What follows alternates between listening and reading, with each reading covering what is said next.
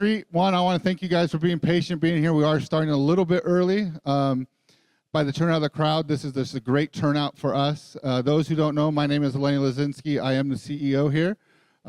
Blessed to meet a lot of car owners and have a lot of cool cars in here. But one of the best car owners and one of the best friends to the museum has to be Bill. He's a great car enthusiast, friend of the museum, and owns a couple of these cars. And we're in a real treat because Bill likes to talk about the cars and then he starts them. So if you guys are looking forward to that, stick around. We're going to go through all 6 of these cars. But I'm not as good as Bill, so I'm going to go ahead and turn it over to Bill. Please welcome Bill.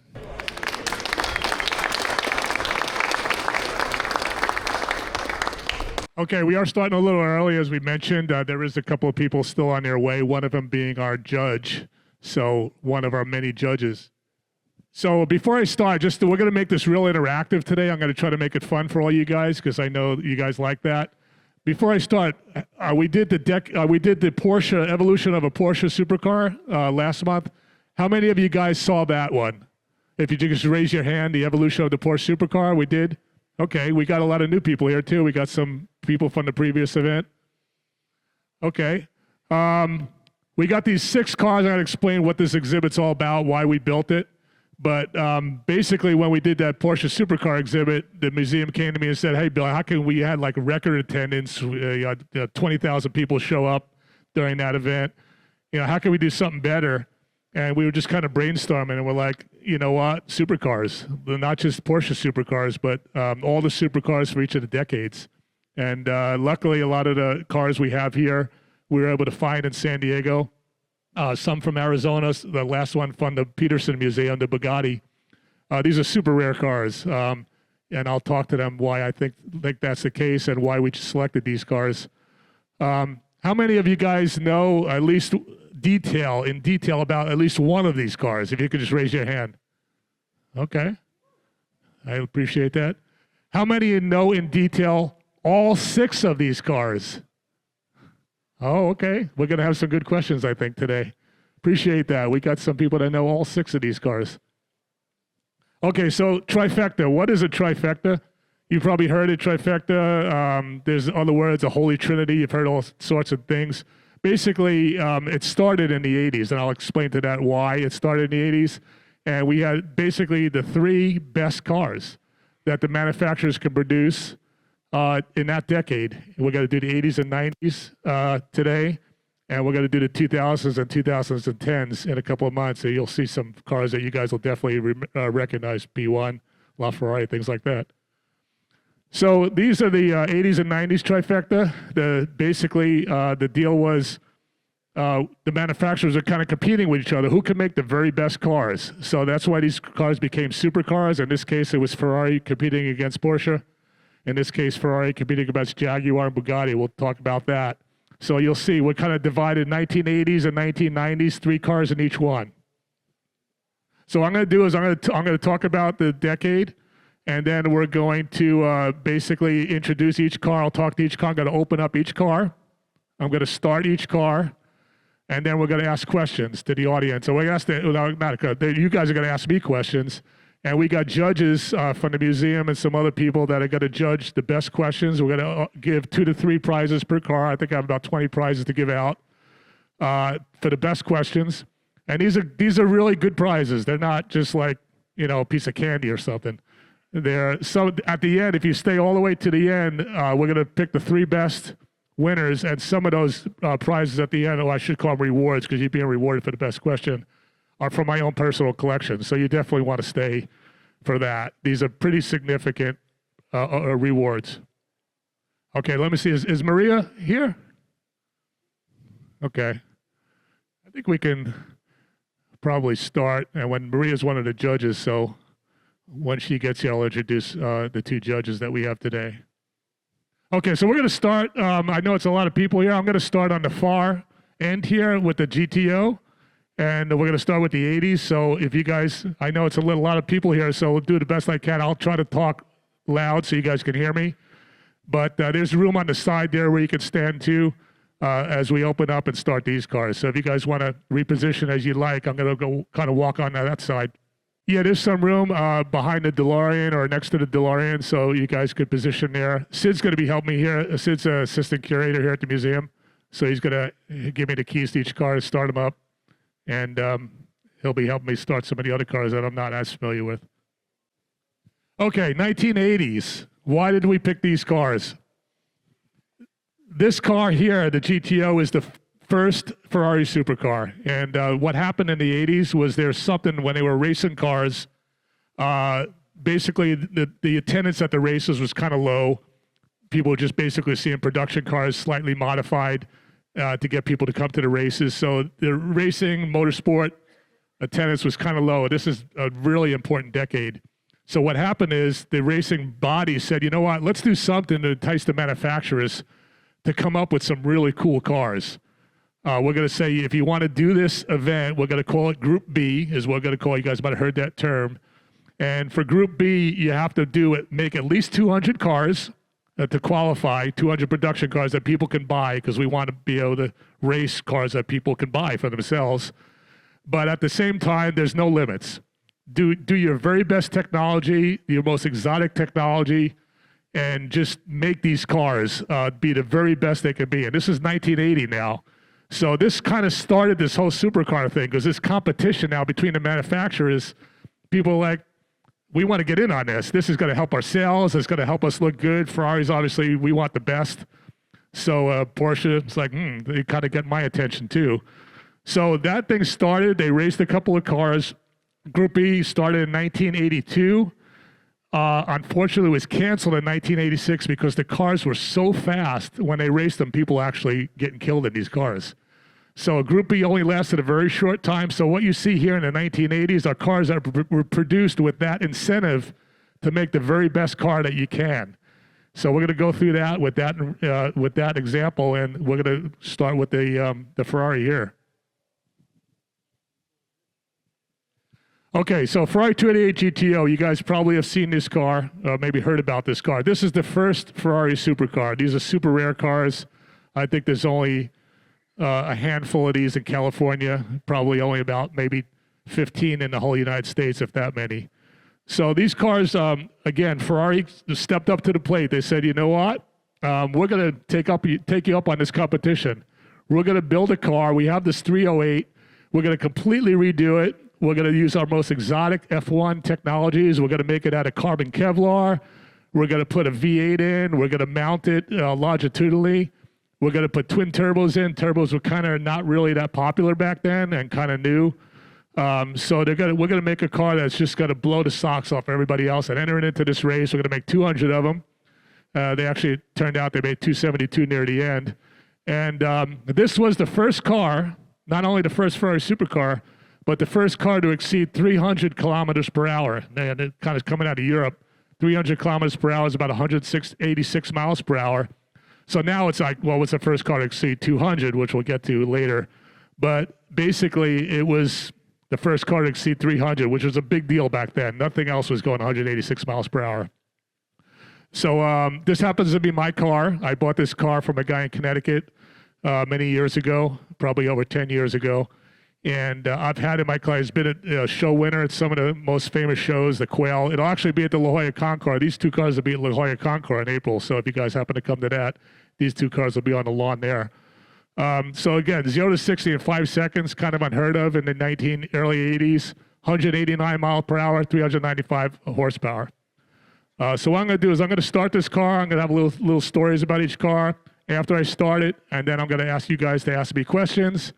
And then when our other judge gets here, we're going to judge the best questions, and then we're going to give out some rewards for that. So if you can hold that for a sec. Yep. Yeah.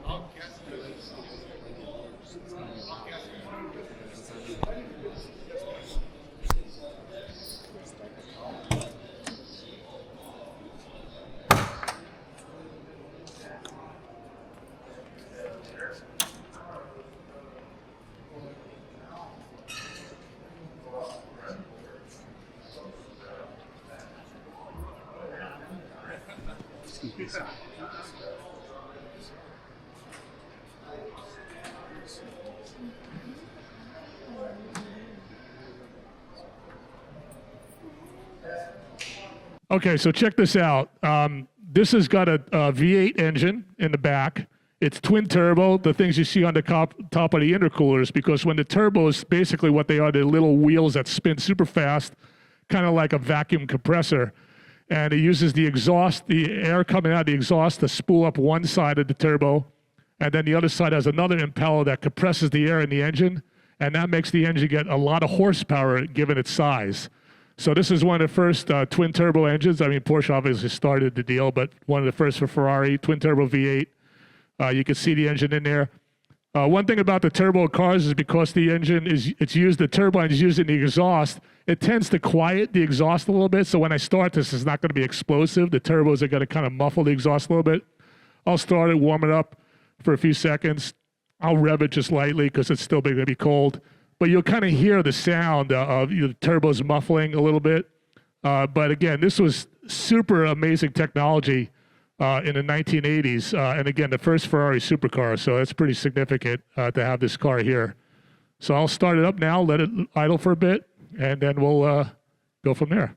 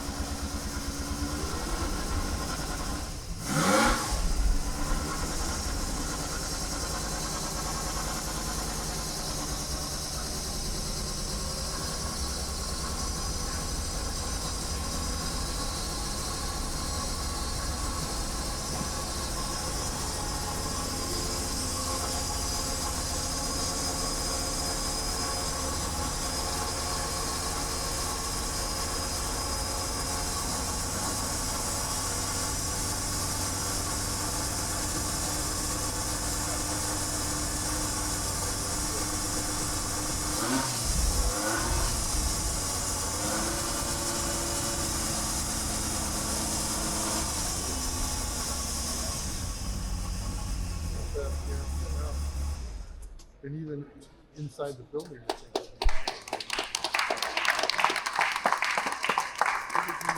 Okay, now that sound you started hearing there, that's the sound of the turbos. They're obviously cold, so I revved that to 4,000 RPM. That's the highest you heard. This car revs to 8,000. Okay, so if you can imagine me driving this car at 8,000 RPM, imagine people in the 80s getting into this car and hearing that engine revving to 8,000. 180, almost 190 mile per hour top speed. Obviously a Ferrari supercar. If you look at the supercar today, the 288, the F40, F50, and so on, this is always considered the first Ferrari supercar. So take a look, and I think what I'm going to do is I'm going to basically now open it up to questions from the audience. If you could just raise your hand if you have any questions about this car. And as I mentioned, we have the judges here. Actually, oh, hi. Yeah. Okay, Maria, yeah, let me introduce the judges before we start. Rita, can you come up? Maria's here. She's one of our, actually, Maria helped me design this exhibit. Thanks for coming. Maria's helped us get the car from the Peterson Museum. She helped us get quite a few of these cars. I've been working with Maria on the previous exhibit.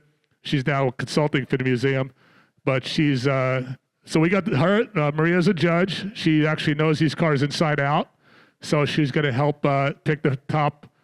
I think we only have 2 winners on the GTO because I only have 2 rewards for that. That's super hard to get I gave it away. Super hard to get rewards for the GTO. So we're going to have 2 winners on that, and then we'll have 3 on each, and then at the end we'll have 3. And then Vita's my wife. Vita's a car girl. So she's also going to be a judge, and she's been judging all these along, and she knows good questions, believe me. She knows all these cars. So between the 2 of them, they're going to agree. So let's start. Raise your hand. Yes, right here. What is my favorite 80s supercar is the question. Of the cars here, let me think for a minute. That's a tough question. I'm going to say the F40. And the reason I say the F40 is because I'll get to that. It's probably the most raw of all these cars when you drive it. It's the most thrilling to drive. It's the kind of car after you drive it, you feel like, you know what, I'm kind of good for the day. So I said in terms of that, it's the most satisfying. So I would say, yeah. Good question. Yeah. General question, when did Ferrari and Porsche switch from carburetors to fuel injection? And my other part of it is, the fuel today is so terrible. What kind of fuel do you use and where do you get it?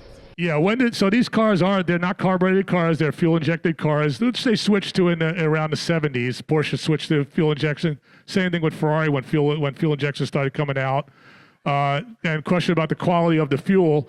You're right, the fuel here, if you leave these cars sit for too long, especially a carbureted car, not so much these, the fuel tends to gunk up. I put regular 91 octane in these cars, California pump gas. You kind of have to start them at least once a month to make sure that the injectors don't clog. Carbureted cars are way worse. I have a 427 Cobra, and that thing just clogs up, and it's horrible. But these cars, the fuel injecting cars, they have little self-cleaning technology in the injectors, so they're not so bad with the modern fuels. Okay, yeah. I've heard people call the 288 the forgotten Ferrari compared to the F40. Do you agree? Yeah, the question is, he hears people call the 288 the forgotten Ferrari, and do I agree with that compared to the F40? Yeah, in some regards, it came out. The F40 had a lot of hype behind it. It had, Enzo was behind it. They introduced it at a big show, a big thing. They didn't really do that with this car. This car was kind of introduced silently. It was designed to be the first. There was really no competitor at the time. So when it came out, it was their best car they can do. But there was really nothing to say, well, how does it compare with anything? It's just so fast. So I would say, yeah, in some cases, people don't know what this car is. You're right. But I think now that's starting to change with the internet, where people are starting to read the history. You don't have to go buy a book on supercars. You can just type in 288 GTO on the web. And I think more and more people are coming up to me and say, Bill, I know what that car is. So I think you got to see that changing over time now that the web and these cars are exposed a little bit better. Okay, any other? Yeah. Right here. So, what and how did your passion for cars and car collecting start? Yeah, question is, what and how did my passion for car collecting start? Well, my dad was he liked cars. He used to work on cars himself, not these kind of cars, more like American cars. So he would always change the oil. He would, take the heads off and do all that. So I guess he got me into it mechanically. So I think the answer to that question, I think my dad was primarily for that, the mechanics of the car and how these cars work. Now, just to give you an example, my mom, she's not a car girl at all. And she comes in my garage and she sees a bunch of my Ferraris, the red Ferraris. And she's like, well, Bill, why did you buy all the same car? I said, well, Mom, they're not really exactly the same, but to her, they look the same. But I think because of my dad so passionate about it, and my dad and mom used to fight all the time about this because of my mom. But good question. Appreciate you asking that. Okay, some questions down here. Yes.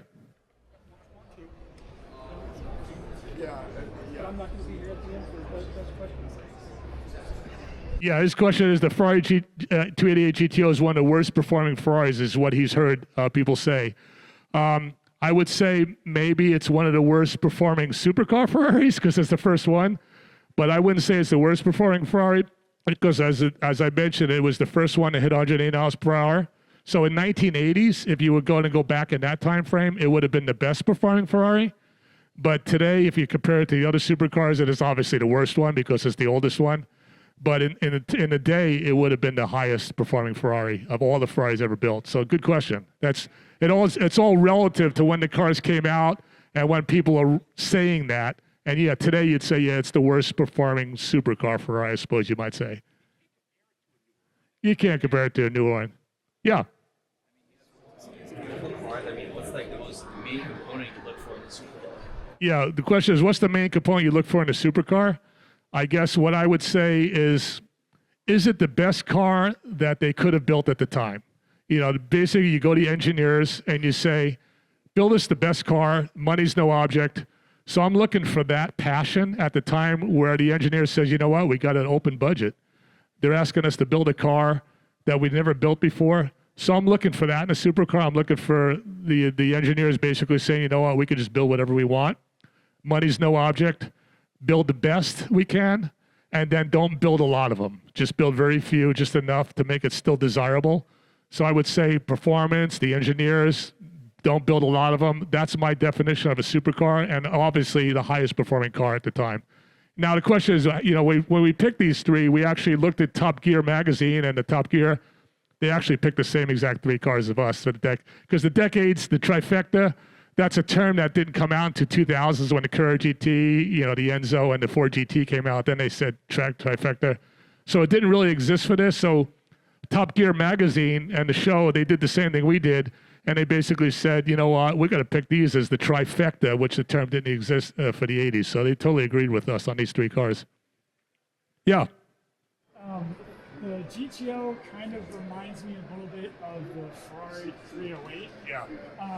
Was there a particular reason why the styling for the GTO didn't go in maybe a more of an exotic or a different evolution or a different look than the 308? Yeah, question was, the car looks so much like the 308. Why didn't, you know, Ferrari had an open checkbook. Why didn't they do a more fancy styling car?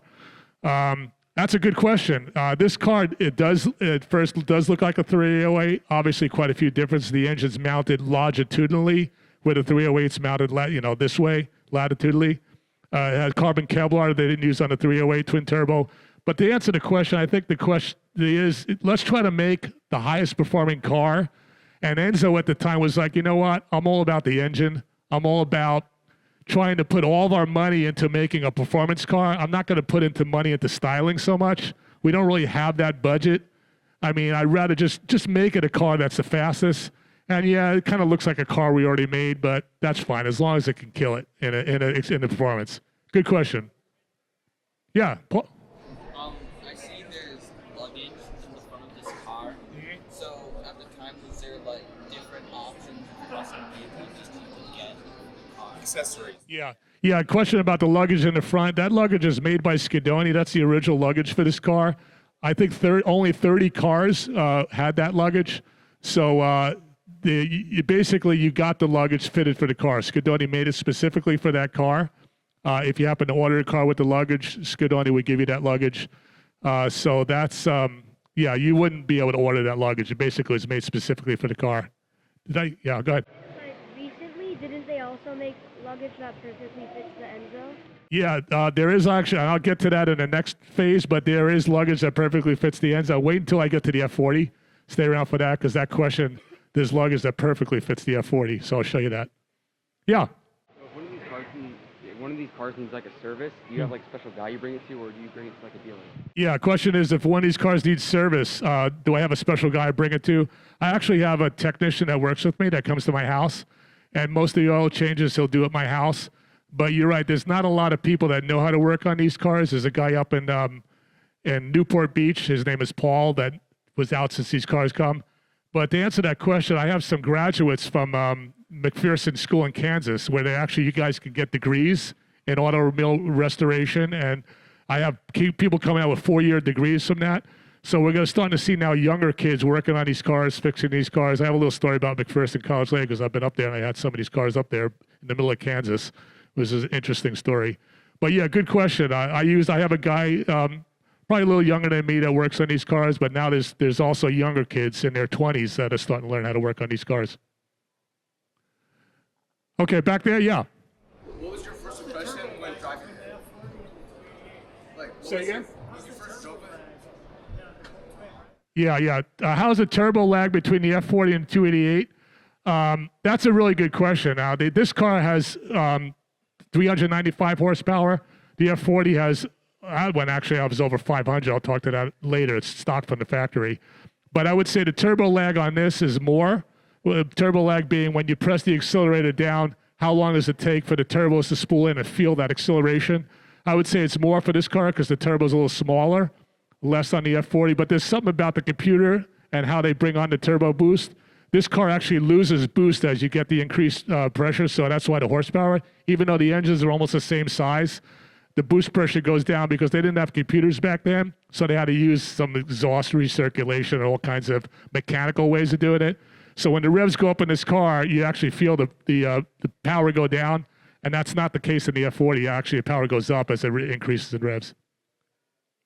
Okay, I'm gonna let me get one more at the end there because I've been kind of ignoring the end, and then we're gonna go on to the next car. Yeah, the question is, these cars all have an iconic background. What gave me the incentive to put 288 in my collection? Honestly, I wasn't a fan of the 288. That's one of the last cars I bought. People like, Bill, you need to get the 288. You know, it's kind of matches the decades of Trifecta. I'm like, I don't really like the car that much. I don't like the styling of it. But after seeing it in person and being around it and driving it, I kind of I kind of get this car. It's kind of like an Italian muscle car. It has kind of a style. If the Italians are going to make a muscle car, I think that's, a lot of people say that to me, like, you know what, it looks like a muscle car that maybe somebody in Italy would make. So given that, I started liking the car, and I think, good question. That's the reason I finally decided to add it. Yeah, thanks for that question. Okay, so the judges now, we're just going to pick 2 winners for this because I only have 2 rewards. So we're going to ask the judges. Let me go get the rewards out. Okay, so what I have here, I can only get 2 of these. This is a Ferrari 288 GTO Hot Wheel. Yep, and the original package unopened. These are super hard to get. I mean, if you go on eBay, you'd have a hard time finding these things. Believe me. So we're going to find the judges are kind of negotiating here on the best questions, and then we're going to give out 2 of these to the 2 best questions on the 288 GTO. We're going to do that for all these cars, and definitely stay till the end because the end is going to be the best. I guarantee the rewards at the end are going to be way better than these, and these are pretty good. Okay, they're going to point them out, so I make sure I don't get the wrong one here. Oh, right here. We got them right here in the front. Well, what do I look for in these cars? Here you go. What's your name? Dimitri. Dimitri, thank you very much for coming out. You from around the area? Yeah, San Diego, like Forest Ranch. San Diego Forest Ranch. Thanks. Let's give a hand for Dimitri. Appreciate that. Thanks for asking that good question. Okay, second. Oh, right here. Wow, this is making my job easy. What's your name? Benny. Benny, and where are you from? I'm from San Diego as well. Benny from San Diego. Thanks for coming out, Benny. Here you go, a 288 GTO, original packaging. Don't open it. If you open it, you'll take $50 off it right there. Okay, I'll leave the 288 open so you guys can look at it before I go to the next car. So, okay, so here's we go. That car comes out. First Ferrari supercar. Porsche freaks out. They're like, this can't happen. You know, we need to get in on this deal. So they're working kind of behind the scenes. That 288 came out first, and it's racing, showing off itself, and this thing is kind of being worked on. You know, what's Porsche going to do to answer the question on that? Here you go, Porsche 959. Not only did it answer the question, it destroyed it. I mean, now you got a car that's almost 200. I mean, some of the sport versions actually exceeded 200, way over the 300 mile per hour at the time. 0 to 60 in 3.6 seconds. Now, it's a 450 horsepower car, quite a bit more horsepower than the 288 with a smaller engine, basically 2.3, I think, in this car. No, that's the same, about 2.8. But when I say smaller, V8, 6-cylinder. So here's a 6-cylinder engine that's got more horsepower than a V8 turbo. And not only that, the car could ride 100 miles an hour plus off-road, 4-wheel drive. It's just an amazing accomplishment. Basically, Porsche said, you know what, we need to make a car that's going to completely destroy this 288. And this is the 959 as a result. So I'm going to open it up, show you guys a little bit about this, start it up. I'm actually going to raise the car. You hardly ever see that. There's actually hydraulic things here to raise the car up in the air. It raises about 3 inches, so you can drive it off-road, not up in the air. Maybe they would have done that if they had more time. So let me open up the front and back here. Just show you how advanced this car is. You guys, some of you guys might have heard Bruce Canepa. He's up in Scotts Valley. He modifies these 959s and he gets like 900 horsepower on these cars without even changing the displacement of the engine. So it shows you how well designed these cars were. This is a very original car. This car has won quite a few shows. You can see I have the original tools in here. Never been used. Not sure why there's white leather gloves that have never been used either, but they're in there too. I guess when you change your tire, you want to make sure you're wearing white leather gloves. Carbon Kevlar body, pretty advanced for the time. Similar materials to 288, just a way more advanced car. And I guess pretty embarrassing for Ferrari when this car came out because this car did everything better than the 288. And obviously, they had to do something. We'll get to that next. But I'm going to start it up. I'll raise the suspension. Again, it's going to be a little quiet because it's a turbo car, so you're not going to hear a lot of sound coming out of it. But I'll try to raise it up so you can kind of see how that looks. And then we'll lower it back down, and then we'll go for the questions.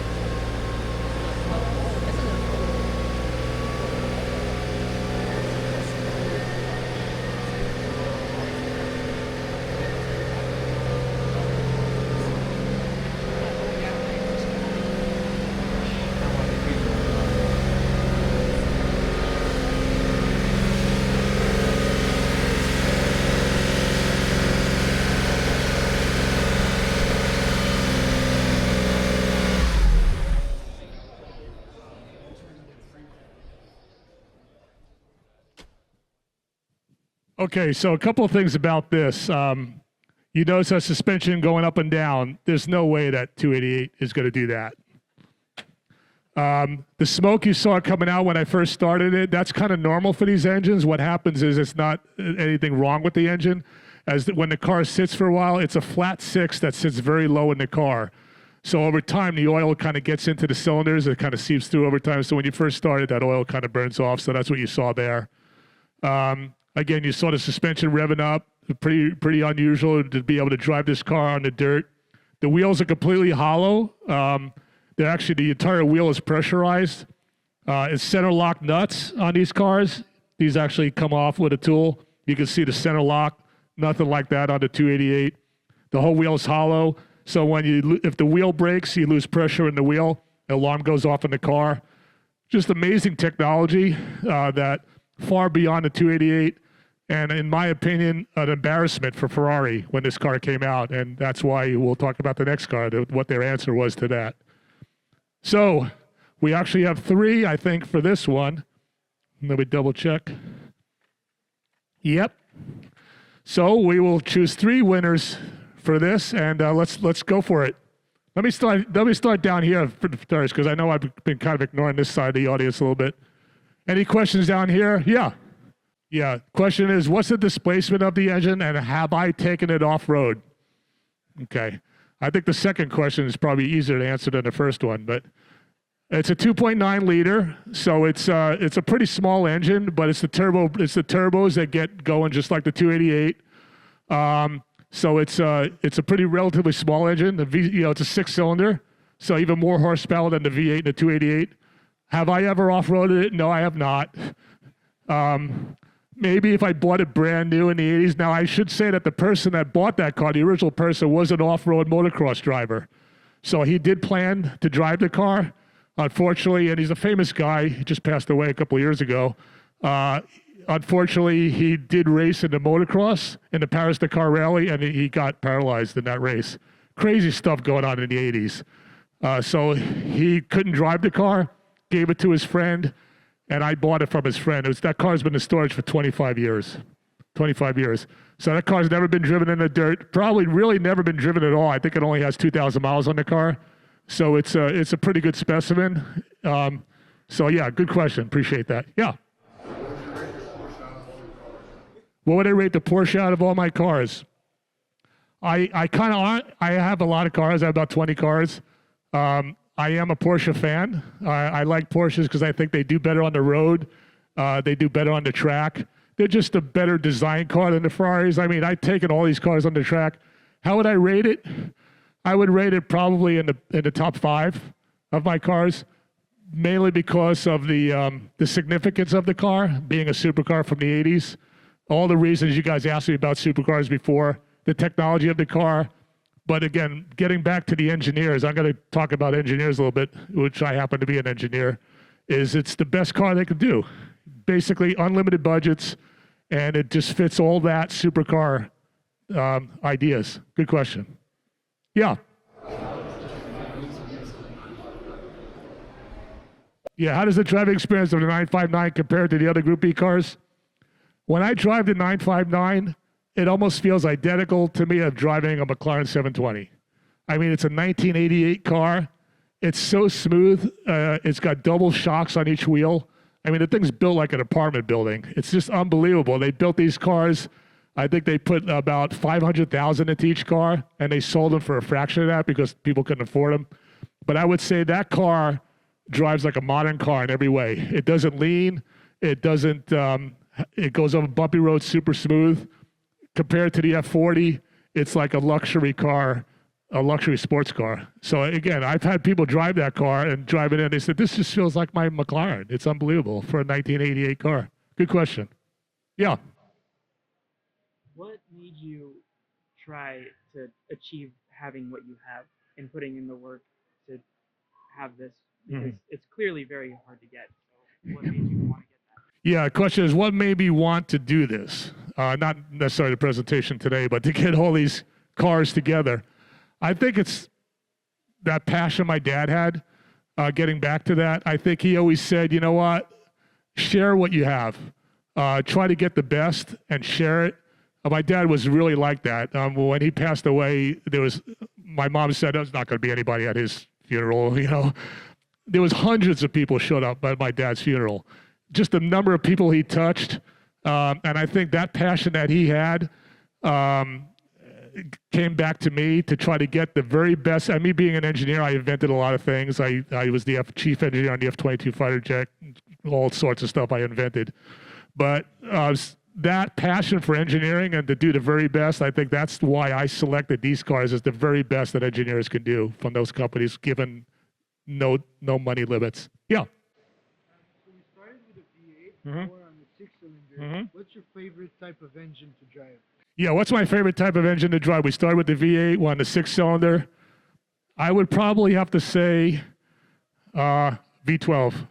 Yeah, and we're going to get to that. So there happens to be a V12 here with 4 turbos. So that's kind of hard to beat. So we're going to get to that car near the end. But a good question. I would say probably the V12. And I think, you know, Porsche kind of went back to the drawing board. They were going to do an all-electric car for the Mission X.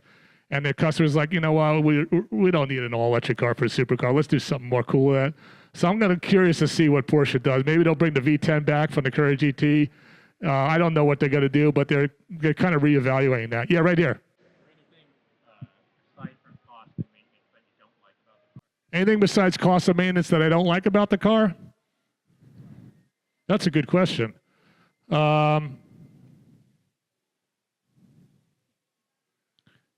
You know, I can't even think of anything I don't like about the car, to tell you the truth. I'm trying to think really hard. I mean, obviously the driving experience is not as good as a modern car, but I can't knock it for that because I bought the car to get that charm back. So I don't dislike that about the car. But I would say, you know, maybe, you know, in this particular car, the suspension you just saw raising up. It took a while to raise up. That would happen in 2 seconds now. So, you know, but those are things you just, you know, that's the way it was. So I can't really say this. I put my mind back in the 80s when I drive these cars. And in that regard, how can you not dislike them? If you put your mind into 2025, then, yeah, you'll pick it apart, but that's not what it's about. Yeah.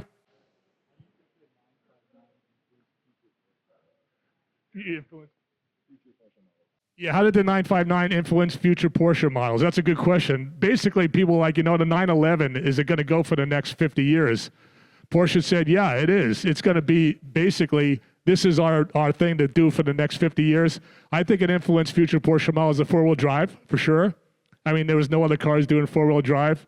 The flat six being low in the chassis to get the handling and being on the rear wheel so it gets good traction. I mean, all the GT3 RS is all flat sixes in the same exact position. I would say that the styling, the cars kind of look, obviously this is a pretty unusual styling, but I would say the four-wheel drive, the flat six, proving that a flat six, water-cooled heads now for the first time. Now all the cars are water-cooled. Twin turbo, they're still making twin turbo cars. So I think it had a huge influence to say, hey, we could still make cars like this in the 2025.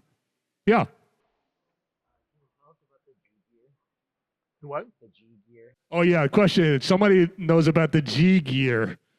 So there is, if you look at the shifter, it says G 2, 3, 4, 5, 6. What's the G? Basically, the G was designed to be a super low first gear where you could take off in the dirt, and they called it, I don't know what it actually stands for. Is Elliot here? He would know what the G means. Okay, I need to get Elliot. But yeah, basically, it's a super low first gear. I mean, it's called G. I would just call it first, but it's lower than a normal first gear for dirt purposes. Yeah. 959 work as a daily driver. Does a 959 work as a daily driver? I would say absolutely yes. Probably more so than any other car here.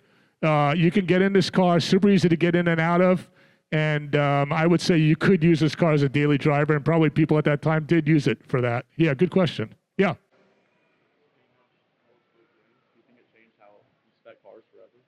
Yeah, good question. So you notice the white wheels on the car, and do I think that matching the car body to the wheel, did that change? It was kind of one of the first cars to do that.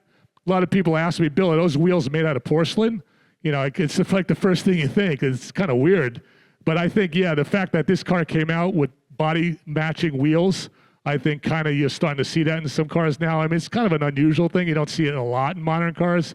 But I think people got people thinking, well, why shouldn't the wheels match the car? That's kind of cool. Yeah. All right, this was their retaliation car to the 288 GTO. Yep. Whose side have you been on? Yeah, so the question is, this is obviously the retaliation car to the 288. Which side have I been on, Ferrari or Porsche, throughout the years? I know people at the Porsche factory. I know people at the Ferrari factory. They're all good folks. I would say in terms of which side I'm on, if I'm on the track and I want to be the fastest on the track, Porsche would be my first choice every time over Ferrari. If I want to show a car, do a top speed run, more towards Ferrari. The Ferraris always show better at the shows. People love them. I did a high-speed event with my Enzo, and it was the fastest car out there. We did 225 miles per hour. So in terms of high-speed events, the Ferraris are really good at that kind of stuff. But I would say, they're obviously still competing with each other, but I tend to weigh towards, again, Porsche for track every day, Ferrari more towards exotic, going fast, that kind of stuff. Good question. Yeah. What would you say is the one that you drive the most? Yeah, of these 80 cars, which one do I drive the most? Probably the F40. Yeah, because people ask me to take that. Every time I go to a show, they ask me, Bill, can you take out the F40? And I think for that reason, people want to see it, and we'll get to that car. That's a fun car, especially when I open it up. So to answer your question, I would say the F40 I probably drive the most. Good question. Yeah. Yeah, how often do these cars get maintained? Which part do I have to maintain the most? They all have to have oil changes. Even if you don't drive them, you probably want to oil change them every couple of years, no more than that. Things that break on the cars, these cars are pretty darn reliable. I haven't really had mainly oil leaks. If you don't drive the car, you get oil leaks. That's just something you kind of have to live with. So I've fixed oil leaks over the years. So in terms of anything breaking, nothing really breaks on the car. They just get leaks. But yeah, unbelievable how reliable these cars were for the 80s. I'll take one more last question right here. I know the 959 has a lot of trickle-down parts in the later 911s. Is anything interchangeable? Yeah, is anything interchangeable on the 959 parts versus the other cars? That's a good question. I would say this car was pretty special when it was designed. The carbon Kevlar body, there was no engines like that. Obviously, some of the engine parts because it would this is flat six, so a lot of the engine parts would be interchangeable. In terms of body parts, brakes, chassis, I would say very little would be common with any other 911 at the time. The windshield is even different on this car. There's no other windshields like this. I asked somebody to wrap the windshield on this car. He tried and he couldn't do it. He says, I've done every car. I couldn't wrap the windshield on this car. I'm like, well, what's up with that? And I think, I don't know if he finally did get it going. No, there's no wrap on this windshield. He said something about the contour of the windshield so unusual. It's like no other 911 I've seen. So even down to the glass in the car, this car is pretty unique in that regard. Yeah, good question. Okay, so let's go to the judges here. I'm going to get the rewards, and then we're going to ask the judges to point out the winners. Got some serious judging here.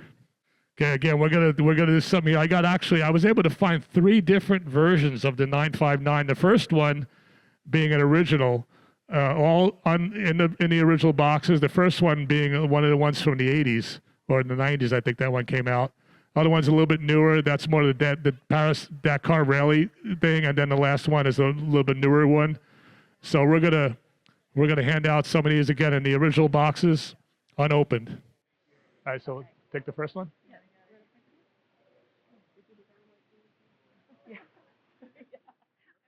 This is pretty intense.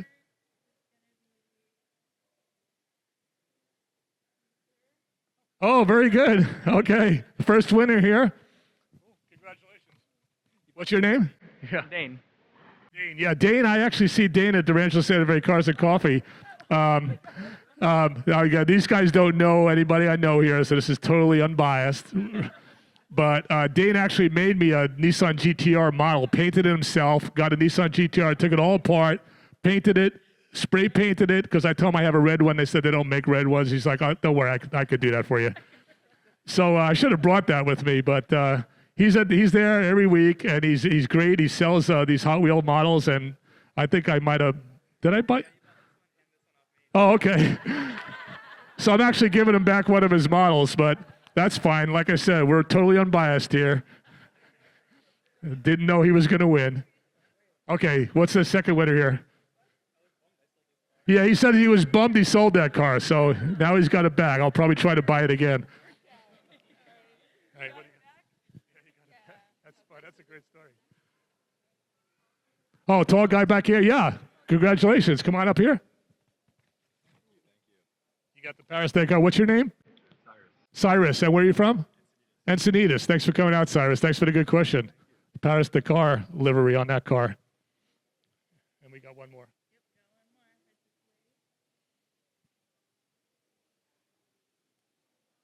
Oh, right here. Third winner. Here you go. Thank you for the question. What's your name? Dylan. And where are you from? San Diego. Very good, Dylan. Thanks for coming out.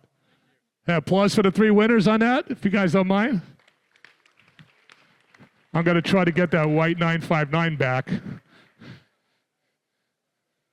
That's kind of funny. I had no idea that was going to happen. Okay. So now Ferrari's embarrassed. 959 comes out. They're like, there's no way we can make this. So Porsche was working on a car for Group B. It was kind of a modified version of the 288. It kind of had a wing. They said, you know what, even that is not going to be as good as this. We need to do something fast. So Enzo Ferrari, the owner of Ferrari at the time, said, we need to do something that's just going to destroy this 959. We don't really know how to do four-wheel drive, so we can't really do that. We don't really know how to raise the suspension. So I don't really care about that. Let's just make a car that's just going to beat 0 to 60, the top speed. We don't need the four-wheel drive because Group B, we're not doing four-wheel drive anymore. It's canceled in 86. So they kind of had this car already going. Group B was canceled in 86, so they didn't really have to compete off-road with the cars. So they kind of had a clean slate to work on. So they took that 288 GTO design. It was the Evoluzione model. You might have seen that on the web. It looks like kind of like an F40, kind of like, well, where's that thing going? It turned it into this, and they did that in like 12 months. They basically said, you know what? We need to do something fast because we're in trouble here with this 959, and this is the F40. So you guys probably seen this F40. It's It's funny, when the car first came out, kids would come up to me and they say, Bill, that's kind of a square car. It's kind of like an old man's car, you know. And then Lego comes up with models, right? And then they put it in Legoland. Those same kids come up to me now and say, Bill, that's the coolest car I've ever seen. So it's just funny how people change their impressions. So F40, again, it's more of a carbon Kevlar body. Now we're talking a car that does just about 200 miles per hour. It is a U.S. car, special gearing on this car. Quite a few things that are different than the U.S. car. U.S. cars, I hear about 520 horsepower. They're rated at 470. This is quite a bit more. Lower gearing, lower top speed as a result because of the lower gearing. But the European F40s did eventually exceed 200 miles per hour. We didn't want to lie here because that's the fastest they were going in the U.S. So this is quite an amazing car. I'm going to open it up for you guys to see. I'm going to open up the back, which is not a lot of owners know how to open up the back because that thing weighs about 100 pounds. Only about 200 F40s built for the U.S. market. This is a thrilling car to drive. I mean, I'll start, you'll hear it. Probably really thrilling of some of these other cars. Probably the most thrilling other than maybe the F50 in terms of its sound, acceleration. The most requested car at car shows.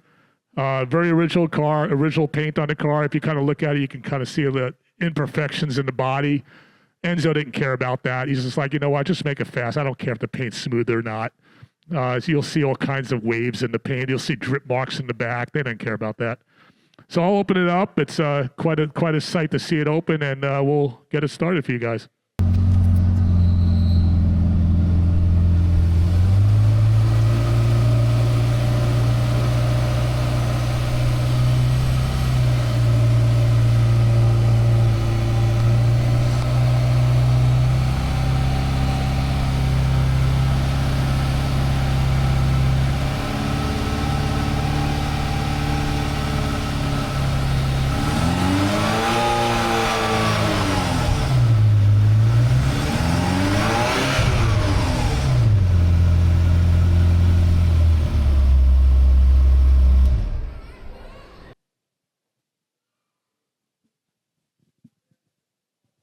Okay, like the 288, I revved that to 4K.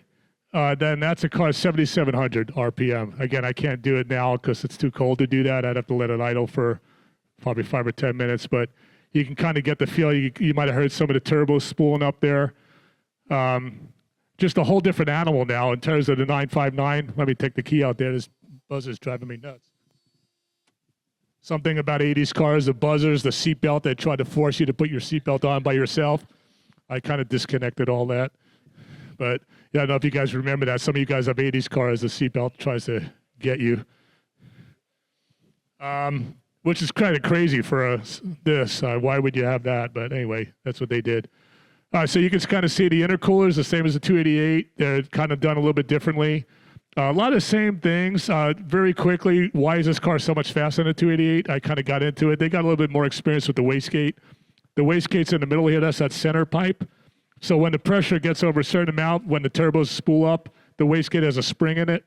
They figured out a new way to make the spring so that the pressure stays high even as the car is revving up higher. So it's way faster than 288. Again, almost 200 miles. The European cars exceeded 200. One of the first cars to go faster than 200 miles per hour. There's some debate about that. But for the most part, people think the F40's one of the first production cars, mass-produced production cars to exceed 200 miles per hour. Special seats there. Those are the original seats, original paint. So let's go to it. Yeah. So you chatted about the iconic V8, which it sounds like didn't change a terrible difference in displacement between the 288 and this one, but they're changing the technology in this. How has the technology changed from the turbos in like a V8 here versus nowadays for like performance and reliability? Yeah, question. So we have the owner of Gurley Garage here. Thanks for coming for that. Yeah, the question is, how did the technology change? Why is this car different? Basically, you're right. It is the same engine displacement. What they did is they didn't have computers back then, so they had to kind of work with what can we do with springs and all sorts of stuff and vacuum lines. So they basically said, we figured out a way that this 288, even though it's got almost the same turbos, the same displacement, it's only going down to 8 PSI. when it's revving close to, like, when it goes over 4,000, the pressure's dropping because we don't know how to keep the wastegate from popping. The vacuum line and the spring, we just haven't figured it out. So when they finally got a little bit more experience, they probably cheated a little bit. Maybe they bought a 959 and see what they were doing with sequential turbos, one small one, one big one. They kind of figured out, you know, while we could make a different wastegate, we can kind of use the vacuum a little bit differently. So when the engine's revving to 4,000, 5,000, we can keep, 14 PSI, 1 bar of boost. So I think it's that curve. If you look at the horsepower versus torque curve, it's way fatter on this car than a 288, even though it's the same displacement engine. Good question. Appreciate that. I know you know what I'm talking about. Yeah, right there. So the F40 is like a legendary car. What do you think about the wide-body Liberty Walk they did? Yeah. Oh, which one is that? The wide-body. Yeah. So there's obviously the F40 is an iconic car. The question was, what do I think about that Liberty Walk car? The cars, and I think they made a green one. I've seen that. Is that the green one? The white one with the red circle. I haven't seen that one. I know the green one. I know the owner of the green car. What do I think about that? What do I think about people taking these iconic cars and modifying them? It's not my kind of thing. I know people coming up with these resto mod cars and stuff like that. I kind of think, you know what? This car has got a charm to it from the 80s. And it's like buying an old house. Why do I buy an old house? Because I like all the stuff in that house. Why do I have a Rolex from the 1960s and I have this Apple Watch? It's just a charm. And I think there's really no reason to try to turn this into a modern car or make it look better. You can always buy a car. I mean, those people are very talented people. I mean, they brought one F40 back from the dead pretty much. I think that's cool that they do that. And I always want to see resto mods continue. But my personal feeling is I want to get that feeling that I'm back in the 80s. Listening to disco music or whatever was going on back then. Just everything that everybody loved about this car, and forget everything new and bring yourself back into that like you're going in a time capsule. That's why I kind of like keeping them original like that. Good question.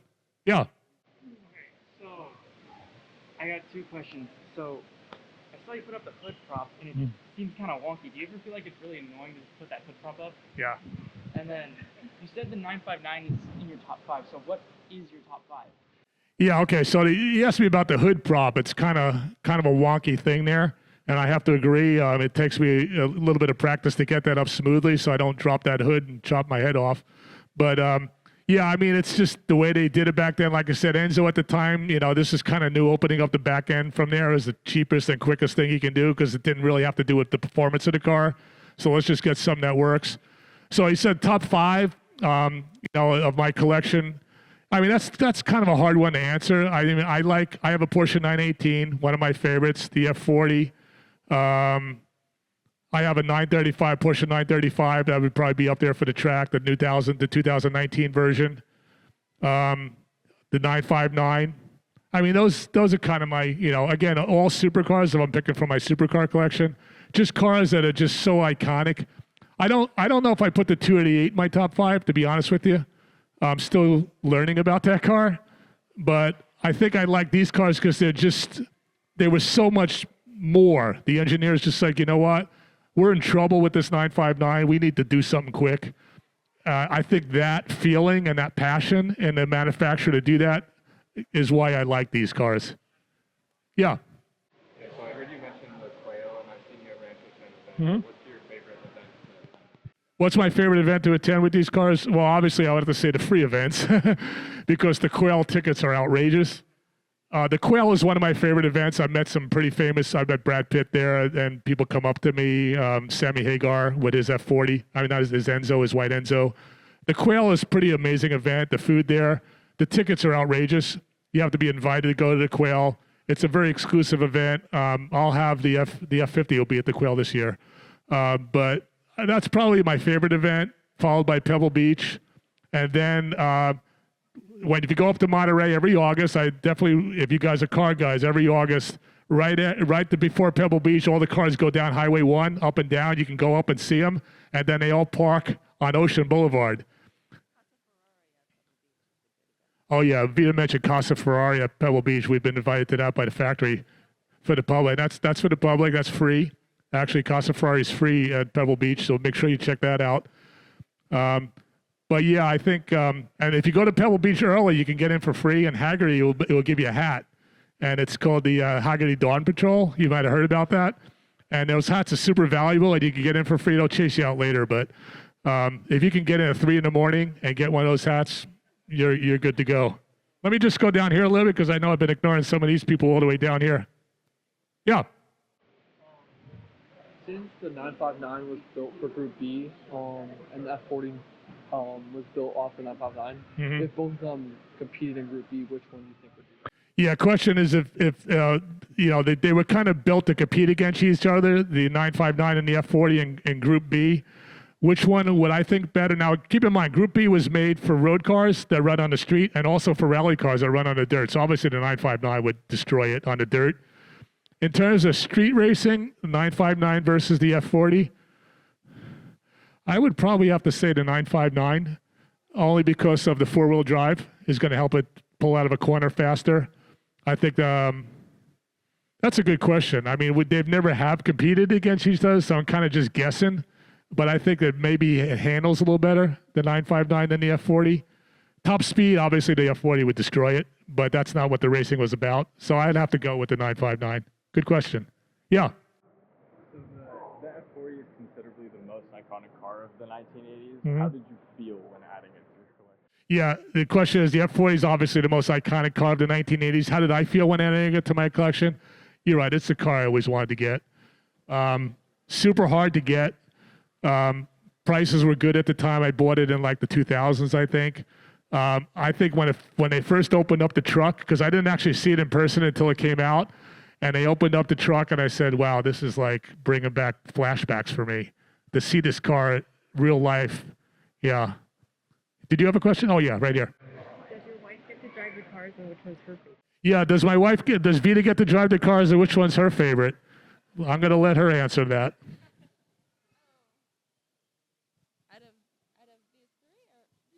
Out of these, hello? Okay.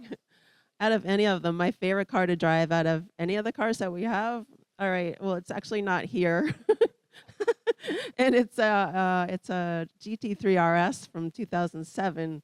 And the reason I like that one the best is because it's not overpowered for me. I mean, these are all amazing to drive. And I appreciate that I can drive them, and I have fun stories from driving them, but that's... the GT3 RS is my favorite.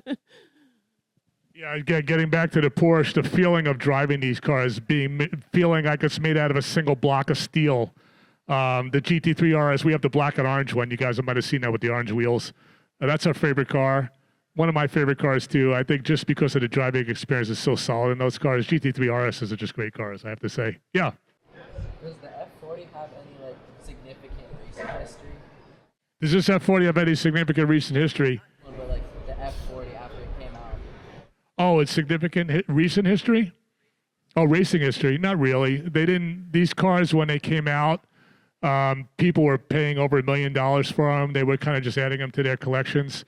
Michelotto came up with some F40s that raced, and there is some racing history on those cars. They're basically race car versions of the F40. So if you look up Michelotto and those kind of cars, the LM series and all those F40s, they have significant racing history. But the street car, people just bought these cars, put them in their collections, and they didn't really race them. So I think the LM cars and those cars would be the ones that would have the race history. Good question. Yeah, right here. What's like the craziest story you've ever had with your F40? What's the craziest story I've ever had with my F40? Well, the luggage story is a pretty crazy one. I don't know if I can beat that one. Let me think of what other story I may have in the F40. Oh, yeah, I do have a good story. Thanks for Vita for reminding me. So we drive up to the Monterey. Was at the, what was that event? The Concorso Italiano. We entered the F40 into that. Now, Leonardo Fioravanti is the designer of this car.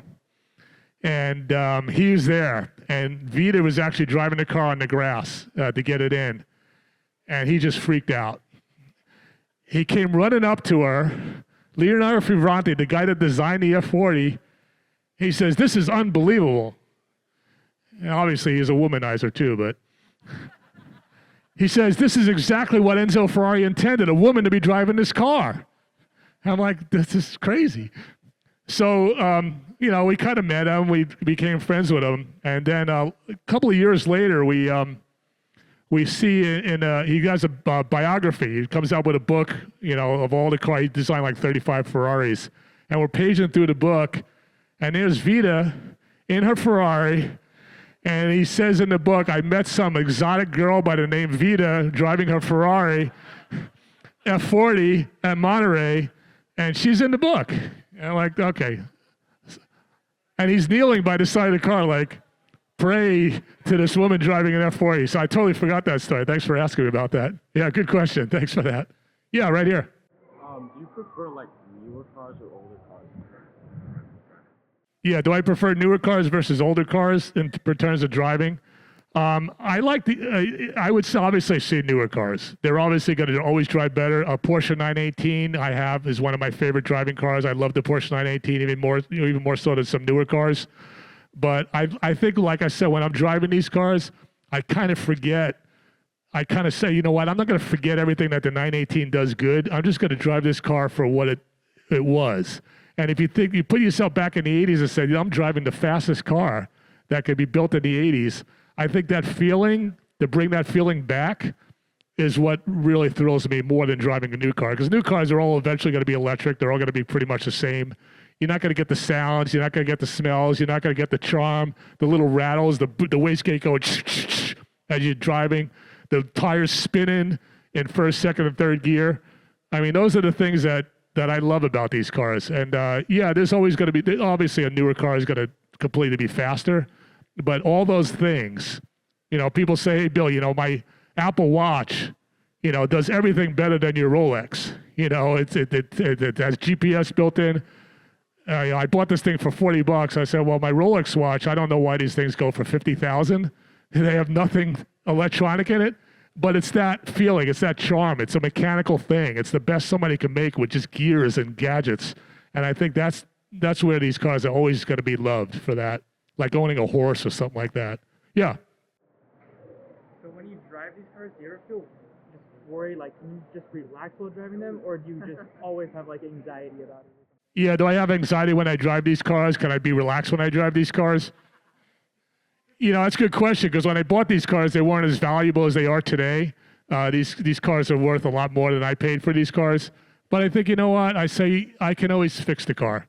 You know, it's more about the people, the enjoyment. You know, if I was not going to drive the car, I think I would be very anxious. I would feel like, why am I not driving my car?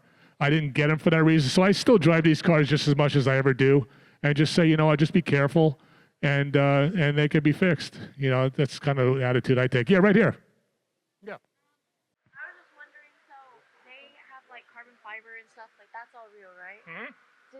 Was that like the first that Ferrari like brought in carbon fiber? Or did they have it in previous models? And if it is new, how did it like change the way that they built stuff?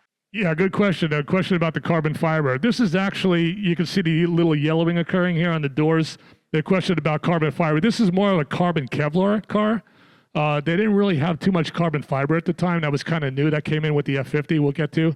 But if you look inside the car, this is a carbon Kevlar material, kind of like what they make out of bulletproof vests. Pretty modern at the time. Same material they used in the 288, because this is kind of derived a lot from the 288, so it's not a lot of the same material, but more of a carbon Kevlar material rather than a carbon fiber. Carbon fiber now being much stronger than a carbon Kevlar. I think they still use carbon Kevlar for bulletproof vests for some reason, because it's better than carbon fiber. But yeah, good question. Appreciate that. Yeah, right back here. Does your friend with all the Ferrari stuff have any more stuff that they want to give away? Does my friend with all the Ferrari stuff, the luggage guy, does he have anything else he wants to give away? That's a good question. I don't know what else he's got at his house, but I haven't seen him in quite some time. Yeah, right here. A lot of people will say this is the greatest Ferrari ever made. Do you agree with that? And what is the most special thing about it? Yeah, do I agree that this is, a lot of people say this is the greatest Ferrari ever made, and what's so special about it? I think what's special about it, I mean, you look at the car, it's like, okay, it's kind of a cool car. I think when it came out, 0 to 60 in less than actually some cars got 3 in the 3s, top speed of almost 200. I think when the car came out, people weren't even calling it a car. They were calling it a spaceship. People were paying millions of dollars for these cars in the 80s when it came out. People were like mortgaging their houses to buy these cars. I think it was just so different than anything that came out. It's just if you put yourself back in that time frame, which I keep referring to, I think it's that makes this car very special. And now that the internet's exposing those feelings, you can go back into an old Car and Driver. I totally recommend going into the Car and Driver magazine when this car was introduced and seeing what they said about this car. It's just kind of amazing. When this car came out, it practically brings tears to my eyes when I read that article. But now the internet's exposing some of that stuff now, so it's making people get back into that period and understand why these cars are so significant. Good question. Thanks for that. Yeah, right here. So people say that the Ferrari F40 is the most beautiful Ferrari ever. Do you agree on that? And do you prefer this over the F50 or the F50 over the Yeah, the question is, people say the F40 is the most beautiful Ferrari that ever came out. Do I prefer it over the F50? It's funny. Everybody kind of agreed that the F40 was beautiful when it came out. When the F50 came out, people were kind of like, I don't know about that. It kind of looks like a Barbie doll car or something. It's kind of weird. But I think the F50 has aged well, to be honest with you. I have a lot of people coming up to me now that say, Bill, is that a new car? I'm like, it's not. It's actually, it's like 1995. But I think in terms of the styling, yeah, I mean, I kind of like the F40. I would probably pick the F40 over the F50. Let me just make sure I got a good coverage of the audience here. Okay, yeah, go ahead, you. This is obviously a cute car, but do you have like a guilty pleasure car in your collection?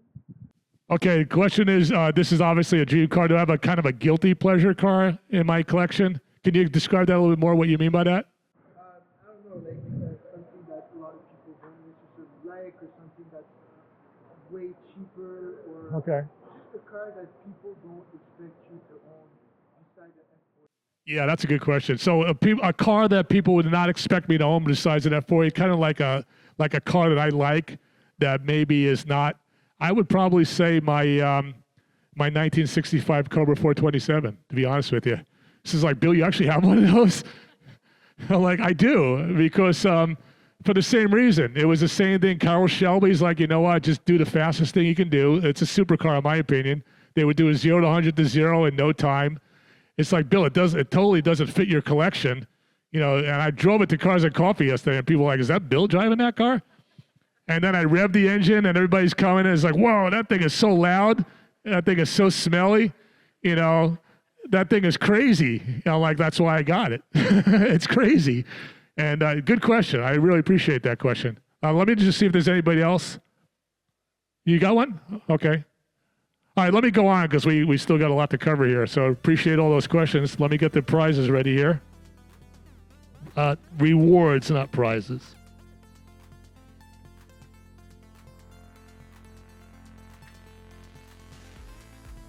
Judges are carefully going over the next person here. Okay, I got 3 F40s here, obviously still in the original sealed boxes.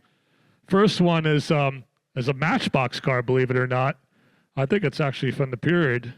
Somebody might know that better than I. When the Matchbox came out in the F40, do you recognize that? Yeah, okay, so that's rare. I didn't know it was rare because it was actually in my collection. So, the first person the judges pick will get that one. And then the other two are a little less rare.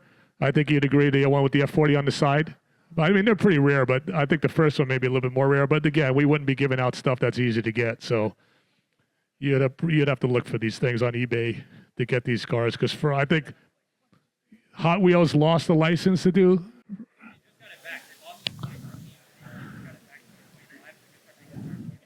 Oh, I didn't know that. So Hot Wheels lost the license in 2014 to make these cars. Apparently, they just got it back. So these things actually, some people say maybe these would be less valuable. I think they'll become more valuable because this is what they did before they lost the license. Okay, so what do you got? All right, winner number one, and call it right here. Nice. What's your name? Malik. And where are you from? Spring Valley. So he's got the Matchbox card, and my expert doesn't even know what that is. So obviously, don't open that one either. Put that in a safe somewhere. Okay, number 2. Oh, right here. Very good. You guys are making it easy for me. What's your name? I'm Destiny. Destiny. And where are you from? I'm from San Diego. San Diego. Very good. Thanks for coming out. Thanks for your question. Oh, okay. They got a picture of the next winner here. We have to go locate him.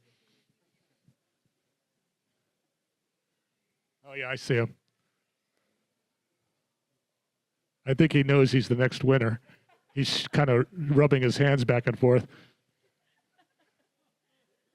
There you go. Your name? Finn. Finn. And where are you from? Rancho. Rancho. Thanks, Finn, for coming out. Thank you. You're welcome. You too. Stay around. We got some big prizes coming. And you can win twice. So I don't want to, keep the questions coming because you can win twice and maybe even win the grand prize. I know I sound like something on TV or something, but okay. Now we're entering the 1990s. We kind of close off the 80s. I told you, 1986, they kind of stopped Group B because people were dying in these races. These cars are way too fast. So now Group B's gone. Now 1990s comes. What are we going to do? We had such success with these supercars. We don't really have a competition going on anymore. What are we going to do? So Ferrari said, you know what? We've been really successful in F1 races. We're kind of competing with Porsche here. Let's just forget about all that competition and let's just make an F1 car that you can drive on the street. So they basically spoke to all their customers. They researched all their customers, sent out surveys and said, you know what? We think F1 is just the pinnacle of cars, the best you can do. Can you make us an F1 car that we can drive on the street? And I said, yeah, I think we probably can. So this is that car. This basically took the F1 car from the 90s. There was a 333 SP car. Basically the same exact engine in there, 5 valves per cylinder, revs to almost 9,000 RPM. V12, again, you guys asked me what's my favorite. This is a V12 engine, 12 cylinders. Again, we talked about 8, so this has now got double the cylinders that the Porsche has. This is a carbon fiber car now. There's a carbon fiber tub. Getting back to your earlier question about carbon fiber, if you kind of get the light just right, you'll see the alligator texture. Some people call that orange peel. It's actually not orange peel in the paint. It's actually the alligator texture of the carbon fiber under the car. You'll see that. This is all original paint on this car. Just an amazing car. I got some stories after I started. I'll tell you the story I have on this car, kind of a cool story. Basically, people say, is it faster than the F40? Yeah, if you rev it. You got to rev this car high. You have to get it, to close to its 8,000, 9,000 RPM red line to get the power out of it. If you do that, it's way faster than the F40. Not top speed, but around the track, it'll decimate an F40. It's just a better handling car. It's got more downforce, flatter handling. Only 349 cars built, only 55 built for the U.S. market. You had to lease this car to buy it. You had to go on a 2-year lease because people were flipping these. And Ferrari said, we don't want that anymore. You have to keep it for at least 2 years. People hated that, but they did it. They were invited to get the car. Super rare car. Person I bought it from lived in Georgia, had 2 of these. This was his museum piece, never drove the car. I think it had like less than 1,000 miles on it. Another car, it was almost a daily driver for him. Sold me the car, sold me the box that the roof goes in. There's a roof that goes on top of this. Gave me everything I wanted on the car except for the shoes. There's F50 shoes that come with this car, which you can't get anywhere. You cannot find them on eBay. They'd be like $20,000 if you find them. I said, well, shoot, can I have the shoes? He's like, no, and I really want to keep the shoes. So that's the only thing I don't have on the car. I don't have the shoes. But it comes with an attaché case, and I'll open it up, and you can see all that. So it's kind of got some cool stuff. So let me open this. I actually need some helping hands to open this because it's kind of a little tricky. And then we'll start it, and then I'll give you my little story, and then we'll do the questions.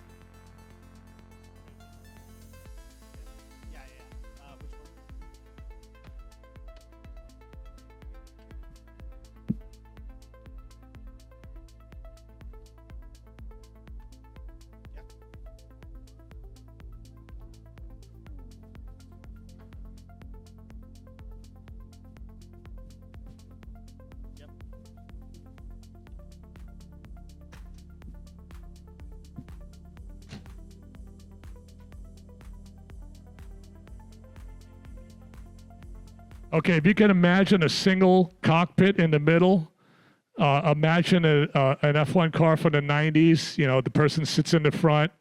That's what this car is. They basically just put a street body on it. It's exactly the F1 car underneath, down to the springs inside the car to get the weight off the wheels so the car tires respond very fast to bumps. That's called unsprung weight. You might have heard that. Now, carbon fiber, you look into fender wells, and all that's carbon fiber. The whole body, the whole car is made out of this same exact material. Carbon fiber tub, just like the Ferrari GT, one of the first cars to do carbon fiber. And I think people bought this car. It's like, you know what? You kind of nailed it. It's an F1 car for the street. We think F1 cars are the ultimate. Thanks for making this car. Again, that Group B stuff's all that. Now just what's the next definition of a supercar? It's an F1 car you can drive on the street. That's what the F50 is. Super rare car. Only 55 U.S. cars is a U.S. car. Let me start it up, and then we'll go from there.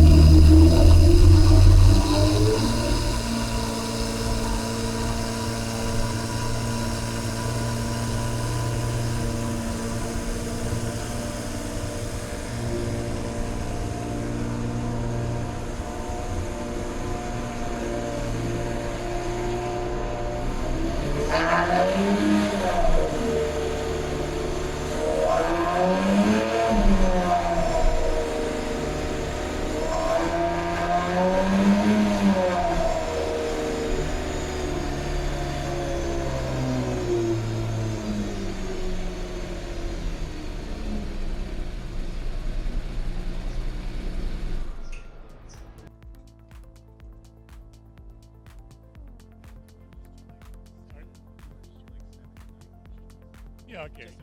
Sure, yeah. What's the time now? Okay, we got time. I said I'd go around, dude.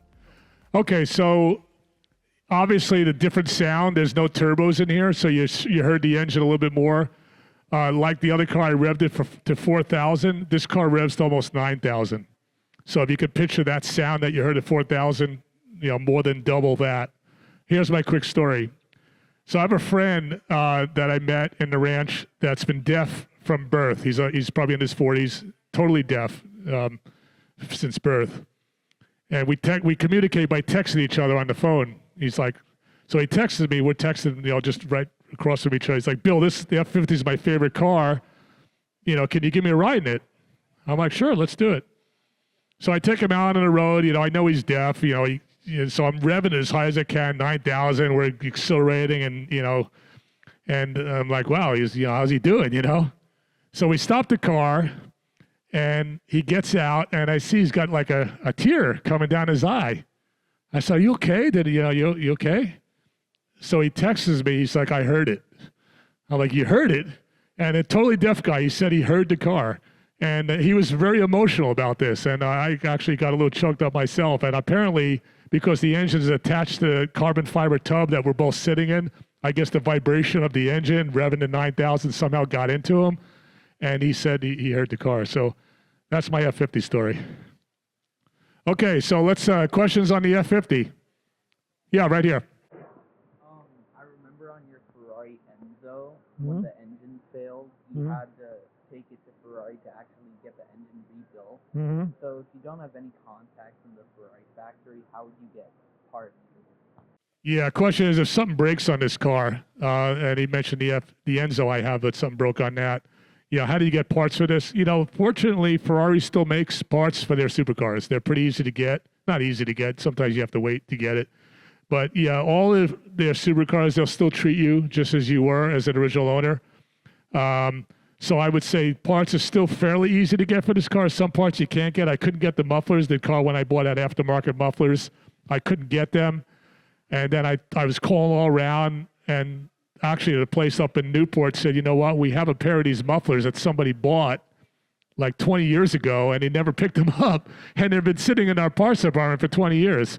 So luckily I was able to get the original mufflers on the car, and we got it certified by Ferrari that this is a very unique car, a very original car. So good question. Yeah, let me go back here. Yeah. How would you compare the V12 engine to this to your Enzo? How would I compare the V12 engine to this, to the Enzo? The Enzo engine's got a way more low-end torque, way more low-end power. You have to rev this car to over 5K to get any power out of it. The engine and the Enzo, not so much. It's a bigger engine. I think it's 5.7 versus this is under 5. So I would say low-end torque. It's easier to drive on the street because of that. I don't have to rev it really high. More streetable car, the Enzo, than the F50. This is an F1 car. I mean, I don't know if they would ever do an F1 car for the street. You probably saw Mercedes with their Project One was trying to do an F1 car for the street. They didn't quite get it right. They actually had to put electric motors in there to fill in the low-end torque. So it's not even close to an F1 car anymore. So I think this will probably be one of the last times a manufacturer tries to do an F1 car for the street because they're just so different. And primarily that low-end torque. I'll get to you in a sec. Let me do some of the other people down here. Hold on. I got a new guy here. Go ahead. Growing up, what was your childhood dream car, and do you still feel the same way? Growing up, what was my childhood dream car, and do I still feel the same way about that?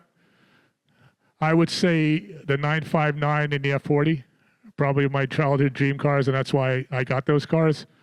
Less so the F50. I remember when the F50 came out, I was older, but I think when cars came out, when you're like, teenager, 15, 16, I think you remember those cars probably more than anything else. And maybe even when I'm younger, when I was 7 or 8 years old, I remember some of the cars of that time.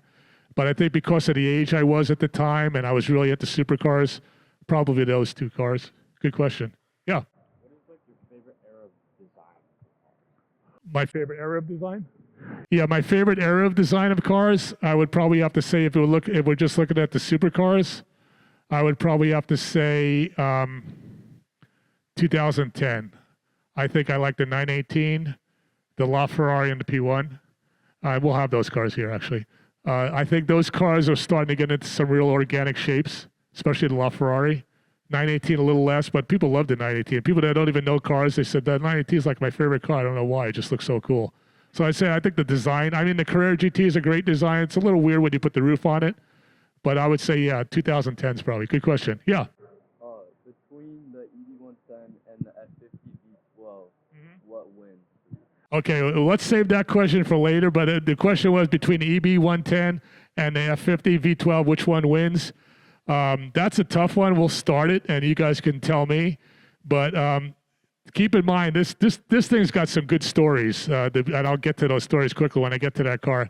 That also has 4 turbos. This thing started the whole thing with Bugatti coming back, and I'll get to that story. But that's a good question. Let's wait until we start and you guys to tell me. Anybody down here have any questions?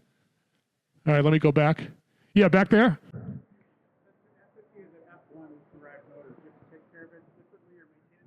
Yeah, since the F50 is an F1 derived motor, do I have to take care of anything differently? That's, I got a good story on that. Actually, the car wouldn't idle. I couldn't get it to idle. And I called Paul at Ferrari, and he says, it's probably the camshaft sensor. They use F1 technology for that. We sell it. Those camshaft sensors like $1,600. It's a little tiny part. I'm like, oh, geez, really? $1,600 for that? He goes, you know what? You can get them on eBay for $35. The exact same part. It's a Bosch part. And he was totally right. I went out to eBay. He gave me the part number. I searched on eBay. I got the part for $35. Ferrari sells it for like $1,600. And the car totally worked perfectly after that. So, it's funny. Ferrari actually tries to sell you their top-end parts, but are they easy to maintain? Yeah, I would say you could still get parts for them. It is an F1 derived motor, but even the F1 cars were using some parts from the street cars back then to keep the cost down. So good question. Yeah, right here. If there was one thing you could take about this car, what would you bring into today's car world, of this car? Oh, what would I bring into today's car world about this car that maybe we're not seeing today? I would probably say just a high revving V12. That's kind of what Gordon Murray did with the T50.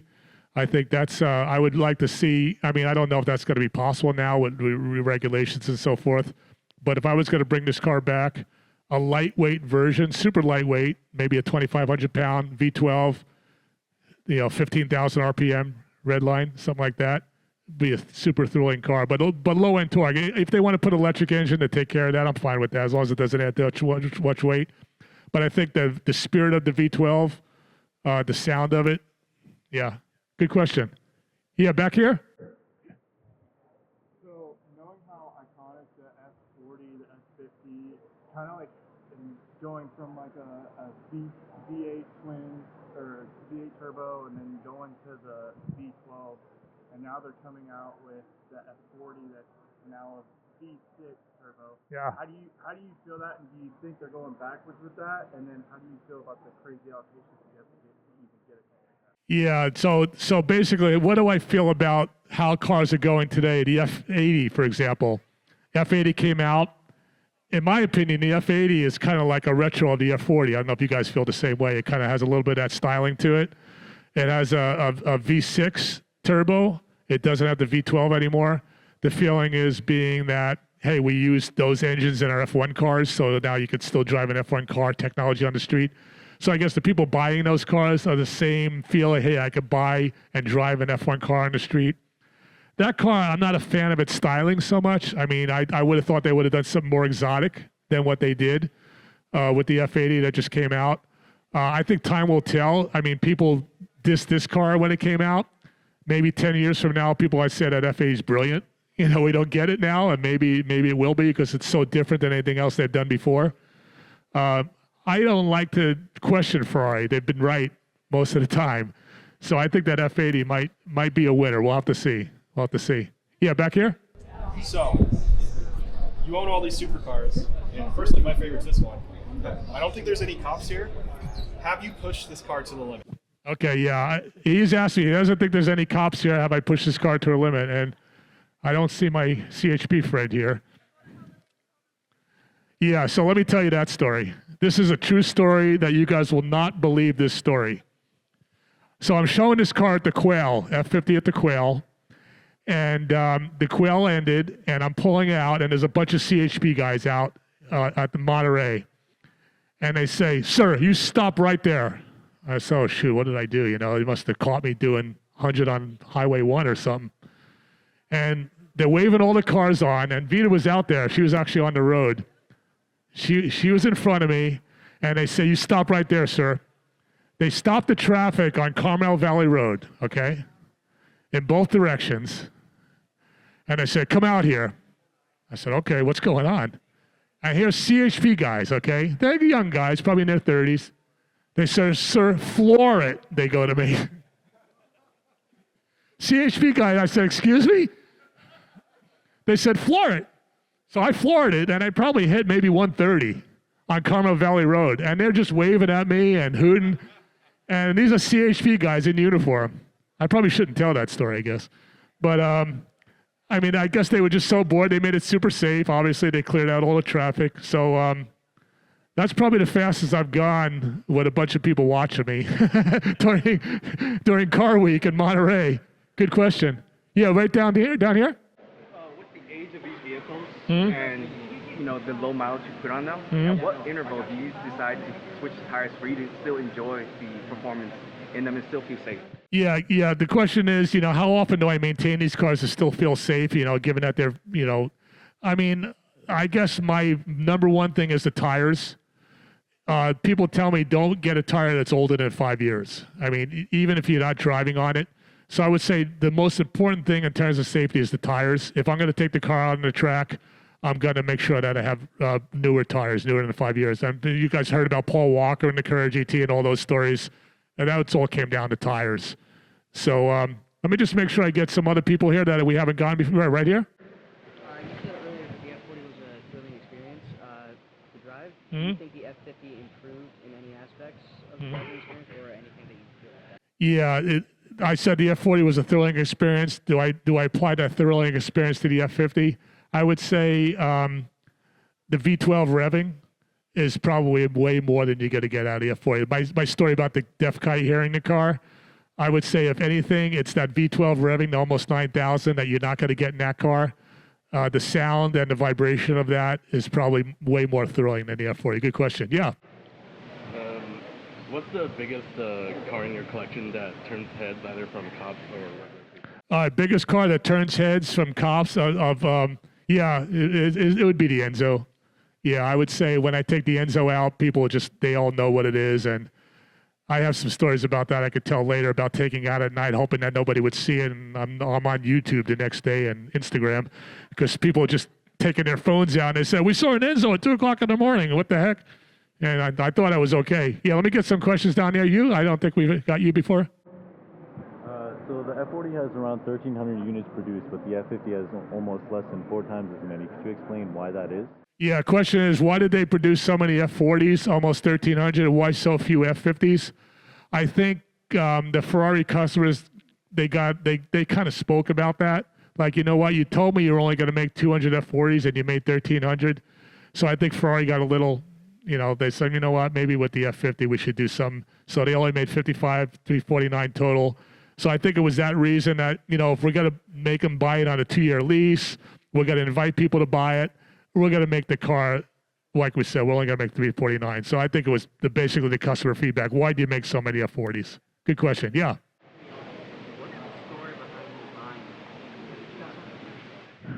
Yeah, story behind me buying the F50. So real quickly, obviously, I wasn't one of the people introduced in the 2-year lease because I bought it many years later. So the person that had it lived in Georgia, state of Georgia. He had 2 of them. I asked a friend of mine to try to find an F50. He says they're like impossible to find. They never go on the market. But I know a guy in Georgia that has 2 of them. One's a driver and one's a museum car. So his name was Dax. We talked to the guy for like 2 years to try to get him to sell the car to me. And he finally decided to sell it to me. It wasn't so much the money. He says, I want you to drive the car and I want you to show the car. And if you can promise me that you're going to drive it and you're going to show it, I will sell you the car. That was more important to him than the money he got out of the car. That shows you how much of an enthusiast he was. Yeah, let me just make sure there's anybody else that I didn't get yet. All right, go ahead. What was the biggest reason behind me adding an F50 to the collection? I think it really fit the whole. I felt I had the Enzo and the F40, and I just felt I actually had the F50 on my list number 1, but they were so hard to get. So it took me a really long time to find a good car. But I think it's just that same thing. It was the best car they can do. I don't have one. I'm an engineer. I like that philosophy. It fit into all that. So yeah, that's the reason. Yeah, one more. So, are there any other cars that can compare to like the F40 or the F50 that are the modern day cars? Yeah, any other cars that compare to the F40 and F50 to the modern day cars? All right, let me give you a quick story here because we got to get to the XJ220 next. McLaren F1. You guys probably know what a McLaren F1 is. Very hard to get. There's only about 60 of them. We called about 5 McLaren F1 owners in the area because we really wanted to have a McLaren F1 here. Now, by the way, these 3 cars that we have here, they were also selected by Top Gear Magazine.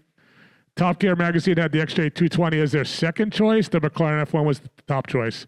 We were this close to getting a McLaren F1. Then the LA fires came, and a lot of those owners either had a house there or they were related to somebody there, and they all turned us down. I think that event just made people think differently. And we couldn't get an F1 after that. I think the fire had something to do with that. We would love to have an F1 here, but after learning about this car, and it was the second choice on the Top Gear and our second choice too, we're actually pretty excited to have this car, and you'll see why when we start it up. Yeah, she knows. Okay, so let's get the prizes out. I'm sorry, rewards.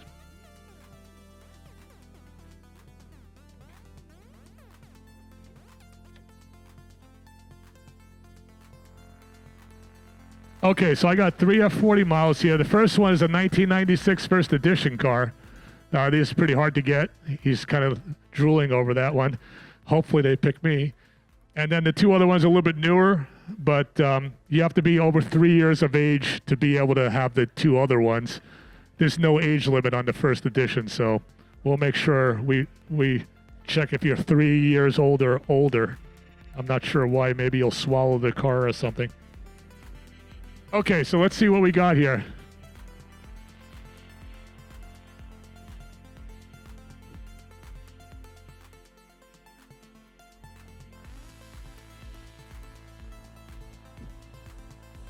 You find him?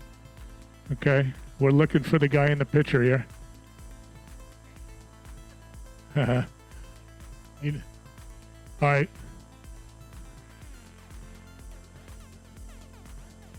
Oh, very good. We got the winner right here. You get the first edition. Well, what's your name? Giovanni. No, that's right. And then where are you from again? San Diego. Very good. Thanks for coming. Thanks for your question. Okay, did we find the other? She's trying to compare the pictures to the people here. He might have left. Oh, yeah. Yeah, no, I think he left. Yeah, okay, you got to pick a pick number 2. Maria's picking number 2 right here. Nice. What's your name? Ryan, and where are you from? San Diego. Scripps Ranch Pelway area. Thanks for asking your question. Thanks for coming out from Scripps Ranch Pelway. Appreciate that. And then we got one more on the F40. Unopened Hot Wheels boxes. Do not open it. I mean, you can if you want.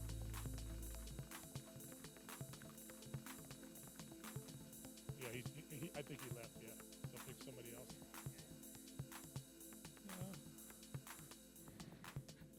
else. This is a tough one. Okay. Yeah, we have a guy here. Yeah. Oh yeah, I see him. And right here with the sunglasses. What's your name? My name's Jared. I'm saying the mic. Yeah. G Money, baby. And you do some channels, I think, if I'm not mistaken. Yeah, you can find us at Kinda Fast on YouTube or Instagram. We're actually going to be posting a full video of this. Oh, very good. Thanks for doing that. Appreciate it. Thanks for coming out. Congratulations. All right, let's give a hand for the winners here. Be sure to stay around for the last, because like I said, when we're done with all of them, let's jump into the XJ220 real quick here. So again, we're talking about bringing the reason for the F50 to bring F1 car technology to the street. Again, the Group B's gone, so we need other reasons to make supercars now. So what's this Jaguar doing here? And why did we pick it, and why did Top Gear magazine pick it as well? Jaguar won a very significant race in the 90s, and all the Jaguar people, it was a V12 engine that won. I think it was a Le Mans race winner, and basically said, you know what? Us as Jaguar engines, we saw what Ferrari did with their F1 cars. Now you can drive an F1 car for the street. Can you make us a car now that matches that winner that we can drive on the street?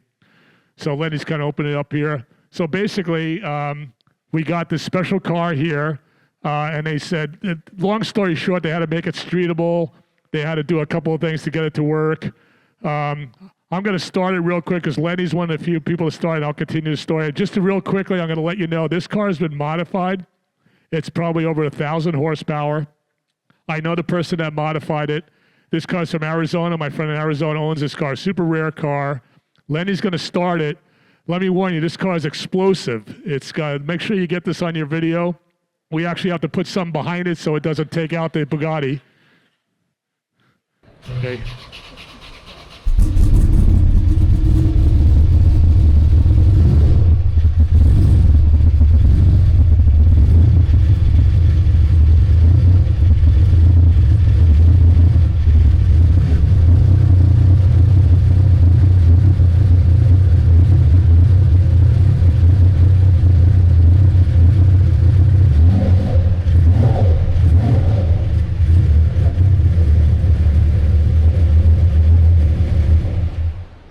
Thank you, Lenny.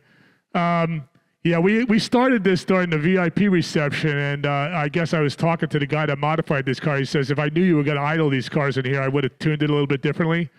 And we kind of smoked them all out because the car's running super rich. You could probably smell that too, and it kind of spits a little bit of gas out the back. But this is almost 1,000 horsepower out of a twin-turbo V6. I mean, there's no hybrid. There's no battery in this car. So this car basically came out to satisfy, just like Ferrari did the F50 to satisfy their customers. They came out with the XJ220. I did some research on this car. I kind of went on Google and I researched the guy that designed this car back in the 90s. They basically had a group of 12 guys that designed this car. The top designer actually in 2000 designed the Saline S7. And I'm like, that is so crazy. The same guy that designed this car designed the Saline S7. And I tried to contact the guy. Apparently he's still out there. I don't know why he doesn't advertise that he designed this car, maybe because of the controversy around it. Basically, it was supposed to be a V12. When the customers got it, they put a V6 in there because it was the emissions at the time. The customer's like, well, you promised us a V12. Why did you do a V6? So there's a little bit of controversy on this car, but nevertheless, it still did 217 miles an hour.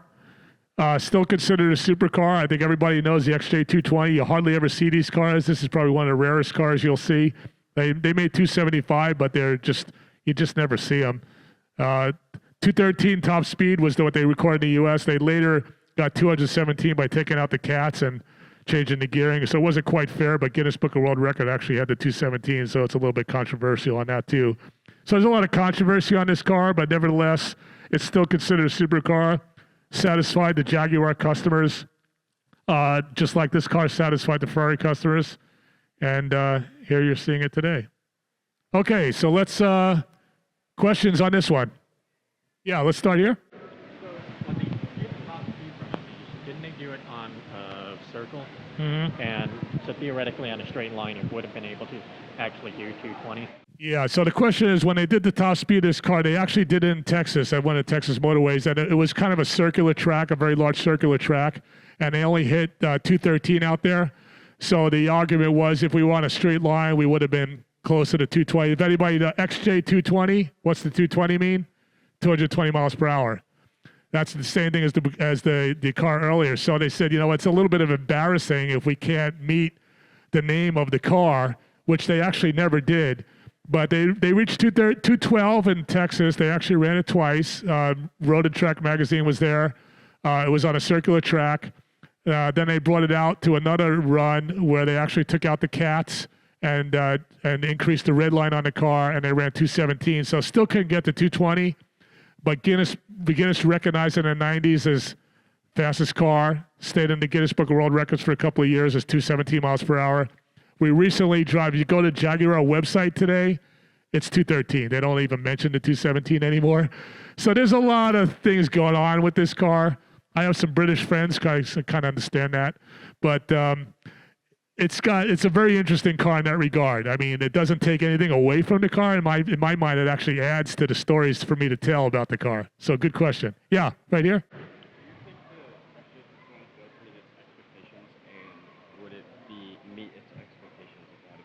Yeah. So if they built the car the way they intended to build it with the V12 rather than the V6 would have met its expectations, absolutely. I think the customer would have been like, you know what, you gave us the car you said you were going to give us. You said you were going to do a V12. You gave us the V12. It's the same V12 that was used in the race car that won. We want that feeling back for our street car. Absolutely. If they put the V12 in this car, I think this car would be a way more valuable car today. This is probably one of the lower value cars amongst all this collection because of that. It didn't actually be the car they wanted. So yeah, I would say absolutely if they put the V12 in. Yeah. General question, when did some of these cars start to get stability control? And also, what are your thoughts about what's going on with the direction of Jaguar today? It's like they're giving up.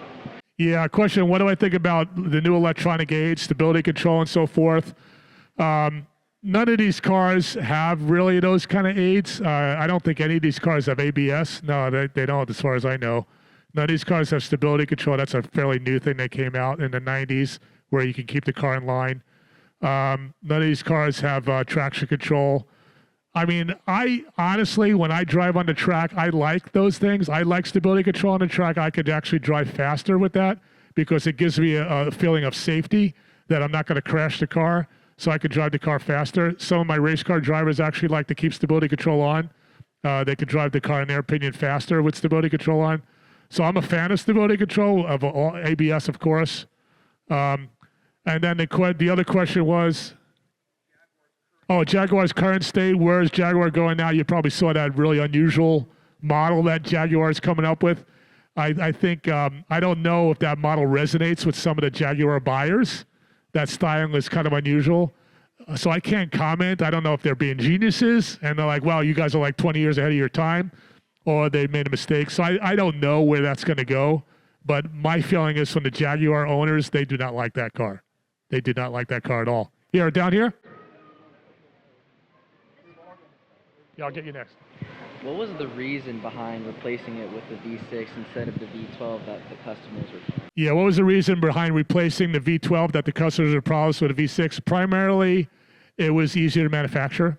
It was a more reliable engine for a street car. The V12 wasn't really designed for street use. It was more like, I mean, Ferrari did it. Why can't you do it? You know? I think it was a cost issue. There was not a lot of people working on this car. The people that were working on this car didn't have as much experience. So I think it was a cost issue. It might have been an emissions issue at the time. But it was definitely disappointing. Definitely disappointing. How did it affect the market? Just very, I don't usually talk about the prices of cars because I don't really know. This car you can get for under $1 million. That's where these cars are on today. A Ferrari F50, they're about $6 million today. Yeah, so there's I think that feeling that this car was exactly what Ferrari intended for its customers shows in its value today. And people still remember that in this car. And I think that's hurting the cars a little bit. But, yeah, we'll see where it does the next 10 or 20 years. It's still a pretty rare car. But, yeah, Okay, he asked me, which is the best car to pick up girls in? That's an excellent question. Let me think about that. Well, okay, let's ask Vita. What was I driving when I picked Vita up? I was driving a Porsche 930 Turbo. So I would have to say, for me, the best car to pick up girls is a Porsche 930 Turbo. Good question. Okay, what else? Yeah, right here? Yeah, would the XJ220 hit 220 miles per hour with the V12? Yes, I would say it would have. It would have been more horsepower, which is what it needed. They did a lot of things. Like I said, they took the cats out to try to get more horsepower. They wouldn't have to do that with the V12. So absolutely, it would have probably done the XJ, it exceeded 220. Yeah, right here? Have you had a driving experience? And if so, Okay, I have not. The question is, have I driven this car? I have not driven this car. This is a friend of mine in Arizona that lent us this car. These are super hard to get. Not my first choice in cars, so that's why I don't have this car. His experience in driving it, he had it modified right away. He didn't like the low power on the car. He's a kind of, you know what? I like the car, but I want it more modern. So he put that 1,000 horsepower in there. He said he drove it on the street, and he said it's just a monster. It's just that you have to keep the revs high. It's a little hard to drive. You can't idle it. As you said, it was kind of rough on idle there. It's kind of rough, but in his opinion, he loves the car. And I don't think he's ever driven on the track, so I haven't heard anything he said about the handling of the car, but I think the acceleration. It's got low torque down low because it's a small displacement engine. You're right. You have to rev it. Yeah, right here. I have a follow-up question to his. What is your favorite car to pick up your friends in? Like, what's yours and their favorite? All right, what is my favorite car to pick up my friends in? Well, assuming I just have one friend I have to pick up, I would probably say the Porsche 918. Yeah, I got a lot of people asking me if they can give me rides in the Porsche 918. I was telling the kid, he said, Bill, why do you, we'll have that car here on the next one. He said, Bill, why do you like the Porsche 918 so much? I go, well, you know, it's like a bird flying through the air with nothing around you. And he looks at me, he's like a magic carpet? I said, well, I never drove a magic carpet, but you're probably right. It's like a magic carpet. I feel like a bird flying through the air. It does everything I want instantly, and the 918 fits that. So that would be my pickup car if I have to pick up one person. Yeah, right here. When was it modified? Oh, how was this car modified? So there's a guy here in San Diego. His name is Steve Maxwell. He's a brilliant guy. He's designed, you guys probably heard that name. He's in Miramar. So what he did is he did quite a few modifications. He knows how to change the computer programming. He's a genius programmer. So he was able to put knock sensors on the car. He was able to increase the turbo boost pressure. So this car, I think, what was the horsepower on this car? 542. He's got it to almost 1,000 by increasing the turbo boost pressure. I think with his knowledge of programming and computers, he was able to get the extra boost in a safe way, which the technology didn't exist at the time. A lot of cars you see today, they could have done those high horsepower cars back then if the programming was there. A lot of computer now allow you to get the more horsepower in a safe way, in a more efficient way, and less emissions. So yeah, it was mainly increasing the boost pressure. And he also said he did a whole new exhaust system on the car, so it's a more free-flowing exhaust. And in fact, when we started it the other day, the car sounded like it exploded. We started it with all the VIPs in the room one night, and it's just a giant explosion. I think you guys were here for that. And that's why we put that thing back there, because it almost took out the Bugatti. But he was in the audience. He says, you know what, the car's running too rich. There was gas sitting in the low exhaust, and it exploded, and that's what we heard there. Big flames came out the back. But yeah, good question. Basically, freer flowing exhaust and more turbo boost. Yeah, right here. What was Jaguar's inspiration for the color behind this? The color? Yeah, what was the inspiration behind the color? Okay, that's a good question, because I do not think they did this color for this car at the time. I have a feeling, actually, I know that my friend wanted this color. I don't know if it's a period correct color. Don't know much about Jaguars. I'm guessing, knowing him, it's probably a period correct color that they used in that year. But that's what I mean, a color that was on another car of that year, but not specifically on this car. So I think he's the kind of guy that likes, you know what, it's my car. I don't really care if it's not original. I just want it to drive good. I want it to be, he's like the opposite of me. He's like, I know, Bill, you like original cars. He's like, you know what, I just want a car that's my car. So, I mean, it looks exactly the same on the outside. He didn't want to change that. But I don't even know if you could tell from looking at the engine whether you obviously the wastegate's differently. There's some modern parts in there. But yeah, I think this color, I don't think it was on that car when it came out. Yeah, right here. If you paid extra at the time, would you get an extra turbocharger or something like that? Like if you paid extra, yeah, would you get something that would make the car faster or better? Yeah, the question is, if you paid extra, could you get something to make the car faster or better? There's always somebody that could. I mean, I happen to know a guy that worked for the Sultan of Brunei, and I know the Sultan of Brunei actually had 959 specifically made for him to his specs. So I guess if you throw enough money at the factory, they'll do it, but it would take a lot of money to do something like that. Somebody like the Sultan of Brunei, who has those resources, could do a special car like that. I don't know if any cars will design like that for this particular car, but I know the 959 and the F40, he bought some of those cars specially made just for him. Good question. Yeah. So, out of all of these cars and the ones in your collection too, what would you say is the most technical, comfort, speed, handling, all that? What's the best? Question is, what's the best car that I know of in the supercar world in terms of practical, performance, all that? I have to say I have to go back to the 918. Yeah, for sure. Yeah, I think that's why I liked the car so much. Yeah, back here. What car do I take to the grocery store? I have a Mercedes E63, 2007. That's my everyday car. And we have a Jeep 392 Wrangler with the Hemi engine. So those are our kind of everyday cars. Good question, thanks. Would you rather have an XJ220 or an E-Type? Would I rather have an XJ220 or an E-Type? My answer would probably be the XJ220, just because of that same philosophy. It's the best they can do at the time. It fits all that. The best the engineers could do, even more than the E-Type, I think. The E-Type's a different generation, sort of, but I would probably have to go back to the XJ220. I would probably choose that because they basically gave them a blank slate to build the best car they can, and that's exactly what this car is. Any other questions on this? Yeah, sorry.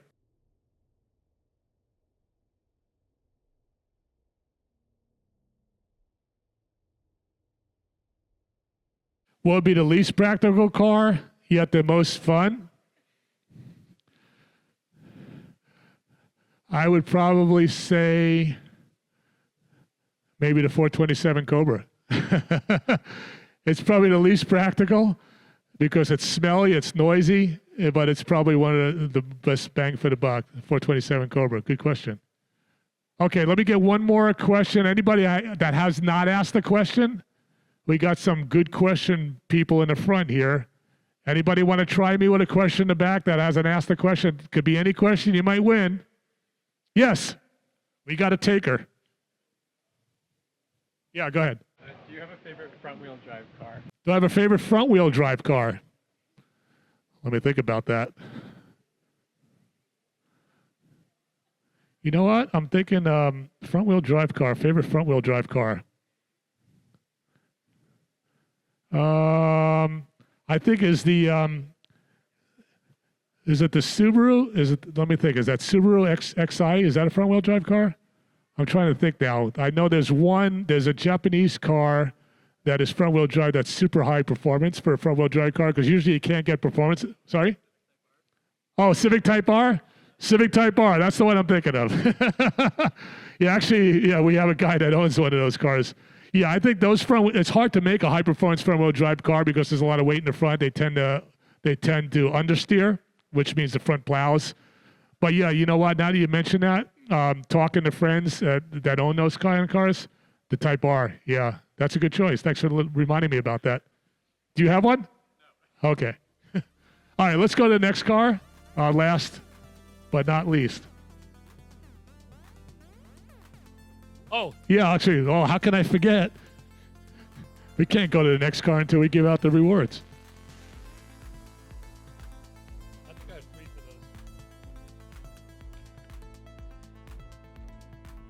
It's funny, on the XJ220, when we searched for some models on this, we actually were able to find a kind of a dark blue one, which, okay, is sort of like this. And we kind of found this last one here, which is kind of rare car. All Hot Wheels cars, unopened, XJ220s. Again, these cars, try to find these on eBay. You know, I mean, that's the only place you're going to find these. Super hard to get. I think I bought all the ones on eBay. So, except the bottom one. Is that one of yours? Okay, so we can't give him the last one because I bought that one from him and he's already got one of the ones I bought. All right, so what do you got?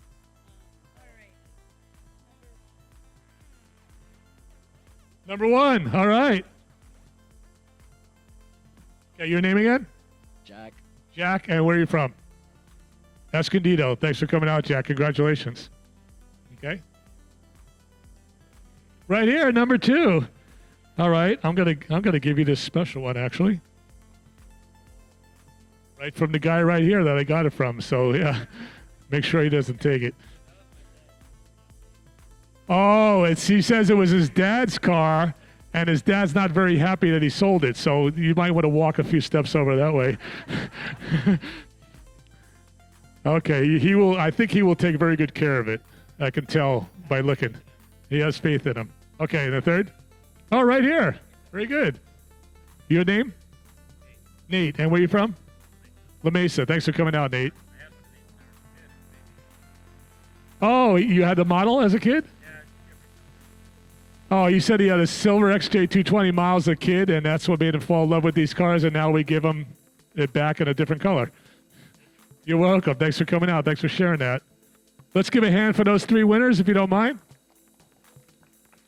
Okay, we gonna get 3 prizes on the Bugatti, and then you gotta stay for the final because I guarantee you the prizes on the final one are significant. Some from my personal collection. In fact, I think they're all from my personal collection, and they're definitely, you definitely don't want to miss that.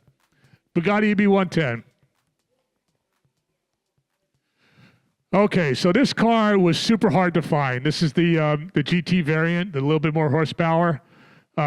We got this car lent to us from the Peterson Museum up in LA. They actually had one. We couldn't find any owners of this car. They actually had one of these. So Bugatti, they were racing cars in the 50s. 57 was kind of the last production car, and then Bugatti kind of just went away. They just disappeared for like 30 years. They didn't want to sell it. The company kind of went bonkers. Same thing with Lamborghini. In 76, Lamborghini went out of business.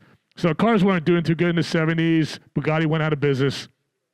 So what happened was kind of a group of people got together in Italy, and they said, you know what? We got some of the designers of these cars back from the 80s. Let's try to bring this Bugatti name back. You know, it's been not since the 57, they haven't heard Bugatti. So they got together, they got some money, they got some of the designers. I think the coolest thing about this car is when I looked at the person that designed this car, it was the same person that designed the 288 GTO and the F40. So getting back to that engineers, remember I was telling you guys about, and the designers, these guys are still floating around from the 80s, and they find these guys again, and they say, you know what, you did such a good job at these cars. This is why we saved this car for last. It kind of took the same people that worked on all these prior cars, and they built this car to bring back the Bugatti name. The cool thing about this car, it's a V12 with 4 turbos. What did the Veyron have? V12 with, or actually a V16 with 4 turbos. So that this kind of car started that whole 4 turbo thing. Forget about twin turbos, forget about triple turbos. Let's do a quadruple turbo. So I think that this car brought back the Bugatti name. Nothing controversial about this car. These cars are quite valuable today. Like I said, it's super hard to get. We had to get it from the Peterson Museum as a very generous loan to us to show it here for 2 months. So you can see the scissor doors way ahead of its time. The Enzo had that. The styling of the car. Take a look at that engine in there. It's just such a beautiful engine. So we're going to start this thing. And again, it kind of brought back the whole Bugatti name. Now you got the Veyron, the Chiron, you got the Bolide that came out. These all came out when Bugatti was resurrected. So we'll let's start it up.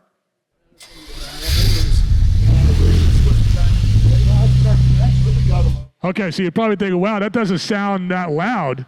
Well, remember, there's 4 turbos in here. So there's 4 turbos muffling that exhaust. Not to say that decreases the power in any way. It obviously increases the power, but it takes a little bit away from the sound.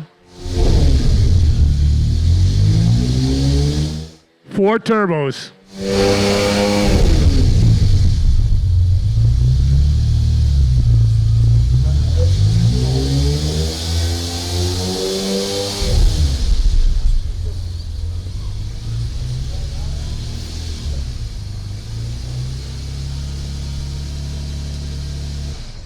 Very good. Thank you for doing that. We actually had special permission to start this car, and he's the only one that's allowed to do that from the museum.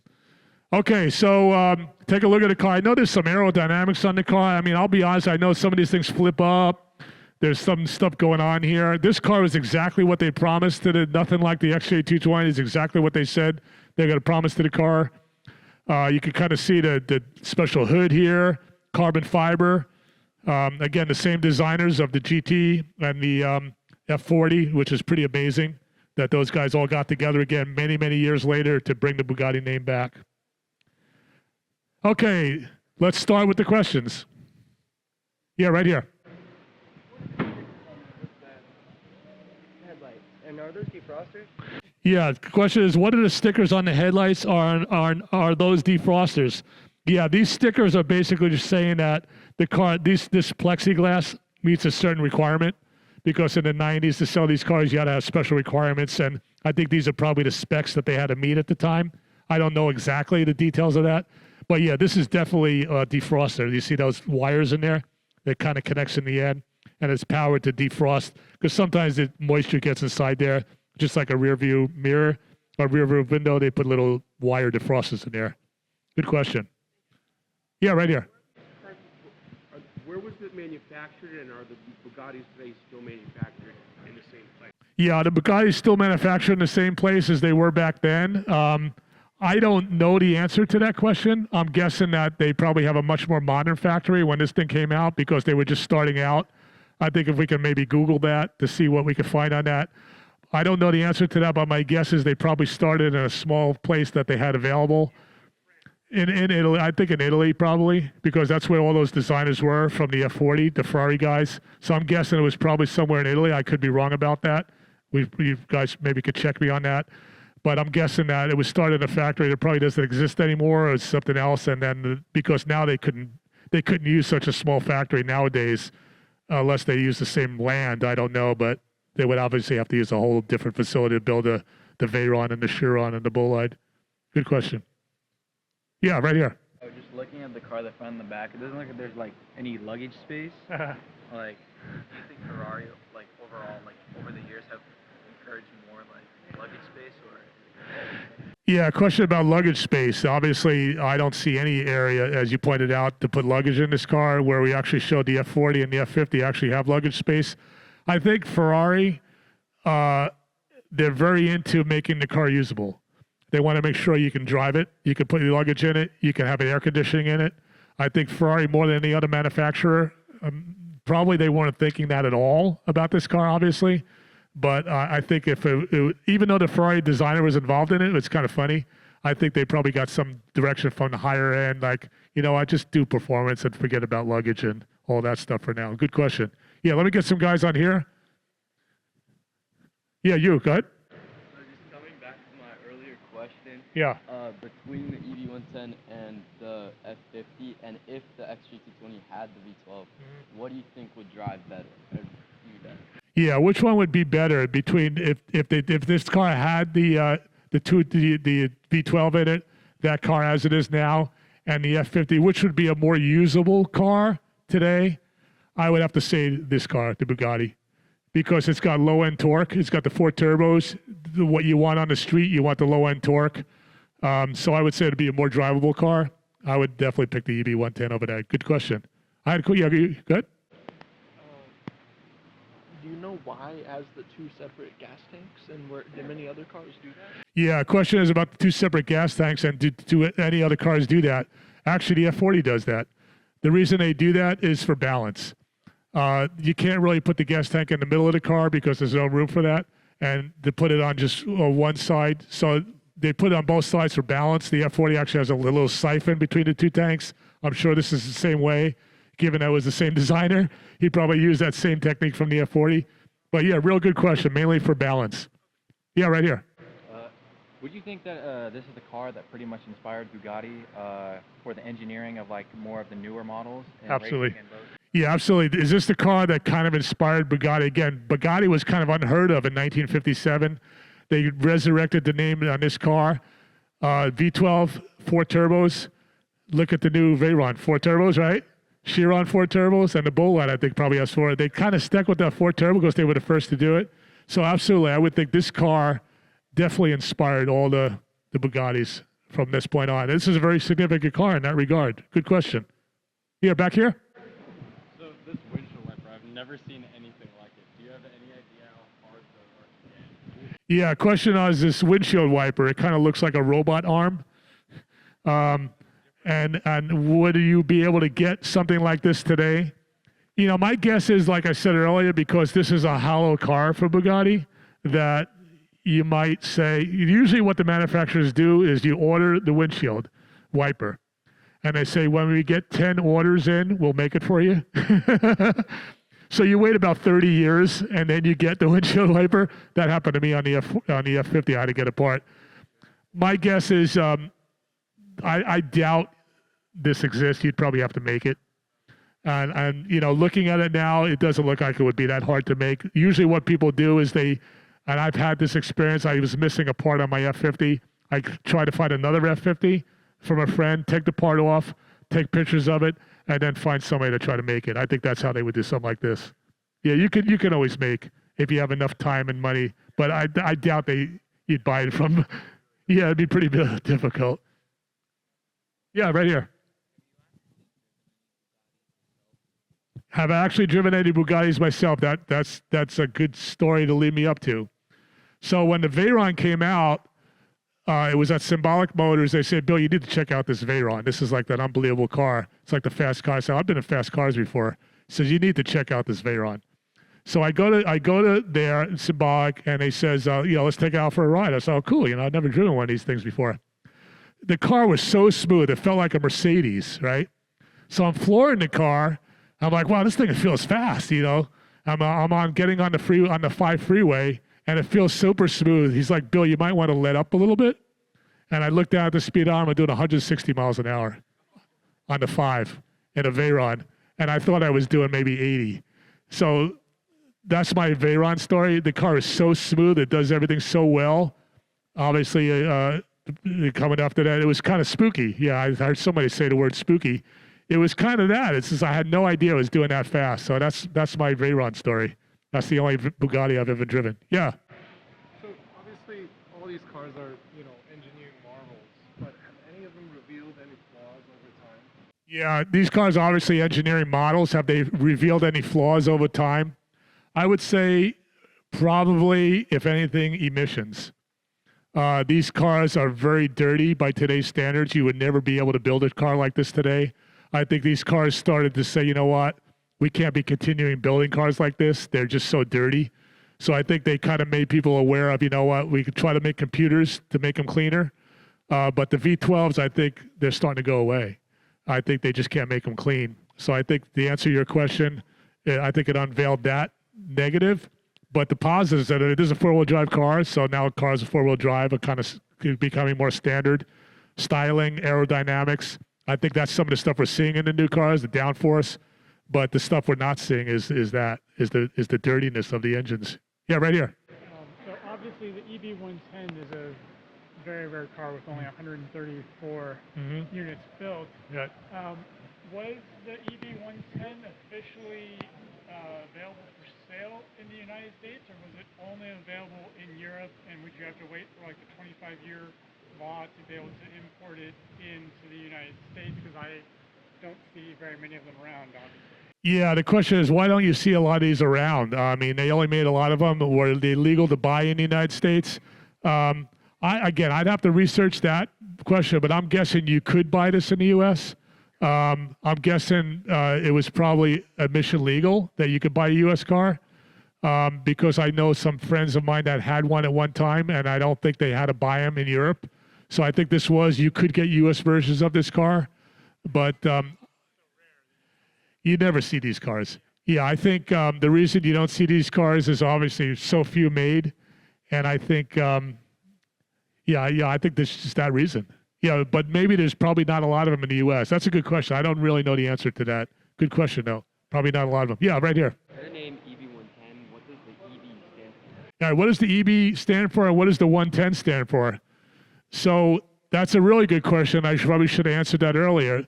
So the founder of Bugatti was, I think, Ettore. I don't know if I'm saying that right, Bugatti. So that's the EB. And then the 110, when this car came out, because they were bringing the brand back from the 1950s, that guy, the founder of Ferrari, was born 110 years earlier. So the EB110, basically, hey, we're bringing back the Bugatti brand 110 years after the founder was born. Really good question. Really good question. Yes? Are the turbochargers equally sized, or are they different sizes? Yeah, the turbochargers equally sized, or are they different sizes? You know, the only time I know that they built different sized turbo cars was in the 959, where they did sequential turbo, a small turbo and a bigger turbo. Small turbo, so it spins up fast for low turbo lag, and then the two turbos. All cars after that, as far as I know, they're all the same size. I don't know how you would sequentially do 4 turbos. It would be quite sophisticated. You'd probably need a computer to help you do that. But as far as I know, and even all the new cars, the 2 turbos are the same size. The 959 was the only one that experimented with that. Good question. Yeah. So Bill, you have all these beautiful cars. So if the answer is no, or if the answer is yes, I'd like to hear that. But if the answer is no, why don't you own a Bugatti? Yeah, question is, why don't I own an EB110 Bugatti? And I have all these other cars. I think I kind of, when I was collecting cars, I kind of had to say, you know what, I need to just focus on some manufacturers. So I'm kind of focusing on Ferrari, Porsche, and Mercedes. I'm kind of not really going down the McLaren or the Bugatti route, mainly because I'm trying to do the best I can with that. If I try to get these, then I have to try to find a McLaren F1, and then it gets really complicated because we couldn't even get one to show in the museum. How am I going to find one? But I think it's simply as that. Just focus on what I think are the 3 best Ferrari, and those 3 people race.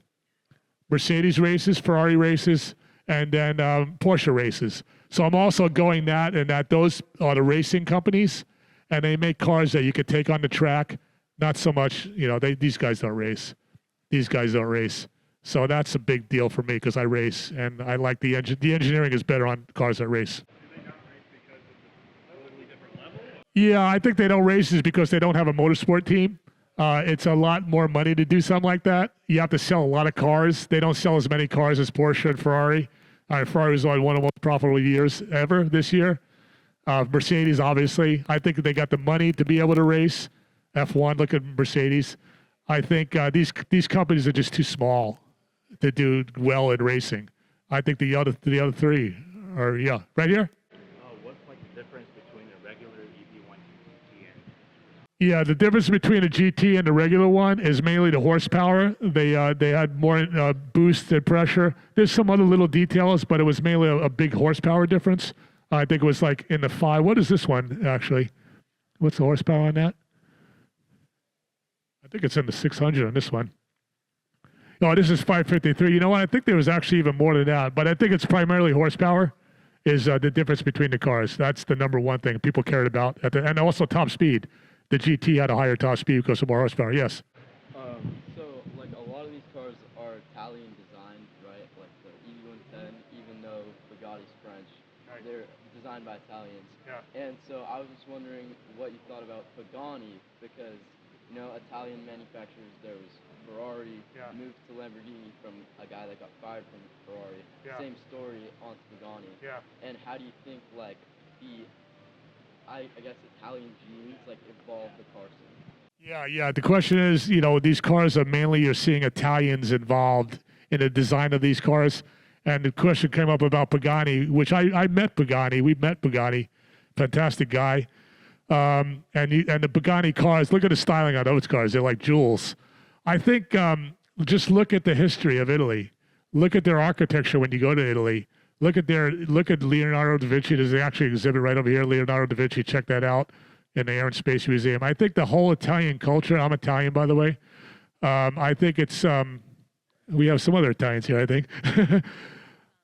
I did the Renaissance art. I mean, the Italy is all about art. It's all about creativity. I mean, more so probably than any other culture. I don't know if it's I wouldn't say it's in the genes. I think it's just in the whole culture that the Italians just want to have the ultimate styling. Good question. Yeah. So obviously the EV110 set like the precedent for quad turbos, right? So when they released that, sort of similar to Porsche versus Ferrari, who tried to match the EV110 when it came out and everybody's like, wow, this thing is crazy. Yeah. The question is kind of like we were talking about the competition between the manufacturers, and now all of a sudden they come out with a quad turbo. On that, how can we beat a quad turbo? I think the manufacturers pretty much said, you know what? They have their engineers. They needed to do it with 4 turbos. We could do it better with 2 turbos. I think it basically came down to that. It's like, we don't need 4 turbos. I think at the time they felt they needed 4 turbos. Then, hey, look, we got 4, we don't have 2. In my feeling as an engineer, they probably could have done it better with just 2. It would have spooled up faster. They could have used different kind of turbos. So I would say that no other purpose, as far as I know, nobody else went down the 4 turbo route. I think that was just something now, and then now they're keeping to that because now with computers, you can actually take advantage of that, especially with the V16 engines. But I would say no other car has 4 turbos. They were the first, and they're still the only ones doing that. Good question. Okay, yeah, right here. So I do know that Bugatti was kind of hidden in the shadows for a long time, Right. and this kind of revived it. Mhm. What was the world's first thoughts when they saw the Bugatti? Because they didn't know. Yeah, Bugatti again hasn't really been heard of since 1957. All of a sudden, wow, Bugatti, what the heck is going on here? I think that was a shocker. I think when this car came out, given this, you use the same Ferrari engineers, this car was a wow when it came out, and you can see it in the value today of these cars at $3 or $4 million. I think it was kind of like, hey, Bugatti is back, and we're back for good. And this is the car that's going to do it. And now Bugatti went down for a long time. This is in the 90s. They didn't hear about Bugatti. And then it was resurrected again in the Veyron. So I think there's always that thing, Bugatti doesn't really race, so they kind of go down and they come back up. But I think this car was a wow when it came out, for sure. I mean, nowadays you look at it, it's kind of squarish. Not really organic. But it was different when it came out. And I think the fact that you see that V12 with the 4 turbos, that was a wow, for sure, when it came out. Yeah, right here. Turbo cars, and there's not very much NA cars on the floor here. So do you usually prefer turbo cars over naturally aspirated, or is it just what you tend to have or whatever. Yeah, question is, there's mostly turbo cars on the floor here. The only non-turbo car is the F50 with the V12. Do I prefer turbo cars? It turned out we didn't pick these cars because they were turbo. These are the cars that were the number one cars. Like I said, when we look at Top Gear magazine, the only one that's arguable is the F1, McLaren F1, which is a normally aspirated car over the Jaguar. But I would say that I prefer normally aspirated cars. I like what Gordon Murray did with the T50. I like the throttle response is very fast on a normally aspirated car compared to a turbo car. So I would be a fan of a normally aspirated car of a turbo car. Yeah. Let me get one. Sorry? Do I like electric cars because their response is so much better? Yes. There's no doubt that an electric car, but electric car also loses a lot in terms of the charm, all the things we're talking about here, the mechanicals, the Apple Watch versus the Rolex watch. But yeah, the Apple Watch does everything better than my Rolex, but the Rolex is more valuable because it's got the charm to it. Good question. All right, let's we got winners selected here because I want to get to the grand prize. I definitely want to have you guys participate in that. Let me go grab the models. They said there's so many good questions they're having a hard time selecting. You know what? You guys are in luck because I got 5 models here. So we actually could give out 5 models here. 3 silver ones and 2 yellow ones. So we got the silver one again, it's the original Hot Wheel cars. The silver ones actually match exactly the one we have here, which is kind of cool. The yellow ones don't, but yeah, they perfect match. Okay, so we're going to give out, in this case, we're going to give out 5 rewards for best questions if you guys can pick 5 people.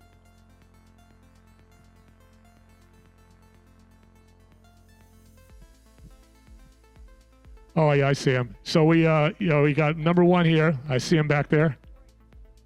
Before he goes away again. You. For some reason they couldn't find you before, but what's your name again? Mac. And where are you from? Rancho Santa Fe. Thanks. Got a neighbor here. Thanks for coming out, Mac. Congratulations. All right, what else? Oh, right here. All right, very good. Your name?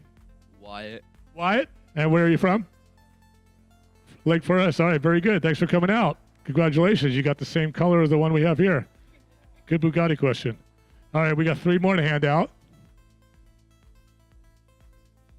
And then we're going to get to the grand prize. You guys definitely want to stay for that. That's this is nothing compared to that. Huh? Oh, cool. Paul. Nice. Paul, you get my last silver. Name? Paul. And where are you from, Paul? Paul's from Santee. By the way, if you guys Google Paul, he's a famous pianist and one of the most best piano players I've ever heard. I have a Steinway 9-foot grand, and Paul sometimes comes. Piano Kid CA. If you look up Paul, he's a brilliant piano player, so I'm glad to see him here today. Okay, we got 2 more to give out.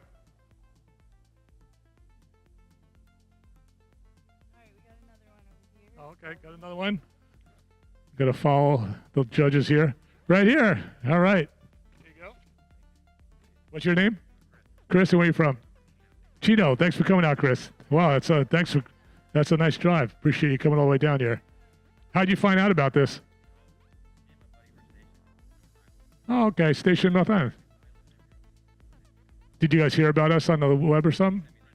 Rancho Santa Fe, RSF Cars. Very good. Thanks for coming out. Appreciate you guys. All right, we got one more.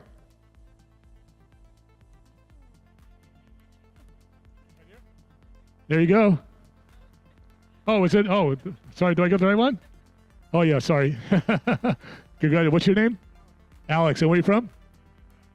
Scripps fans. Thanks, Alex. Okay, so now it's time for the grand prize. They're going to have a meeting on this, and I'm going to start showing you what the first prize is while they're having a meeting. Appreciate you guys all staying. Oh, shoot, how long have I been talking for? Holy smokes. They'll ask you, Bill, are you like dehydrated or what? No, I'm good for now. Okay. This is going to be the grand prize. This is from my own personal collection. Okay, let me just unwrap this so you can kind of see what it is.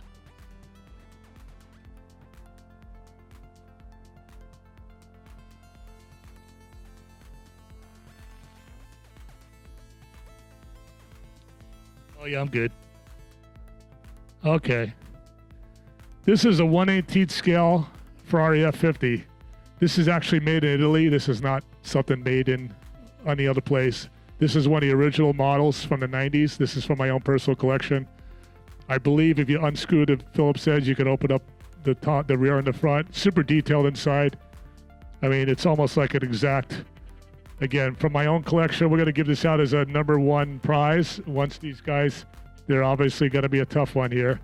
But I'm looking forward to having this go to a good home.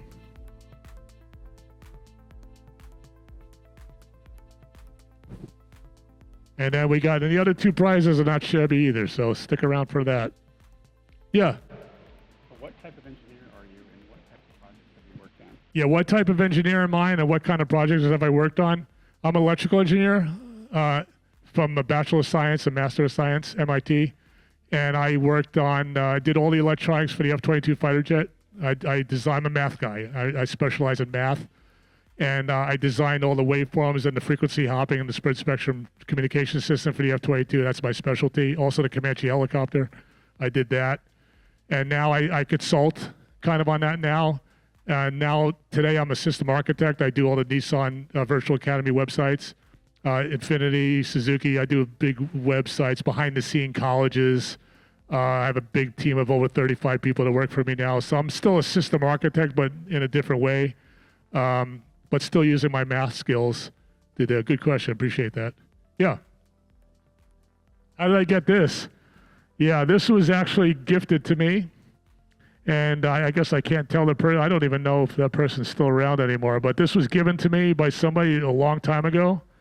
Not in the 90s, because I didn't have the car in the 90s, but he did tell me that this is a car that's purely correct that he got in the 90s. And you can see on the bottom, it does say made in Italy.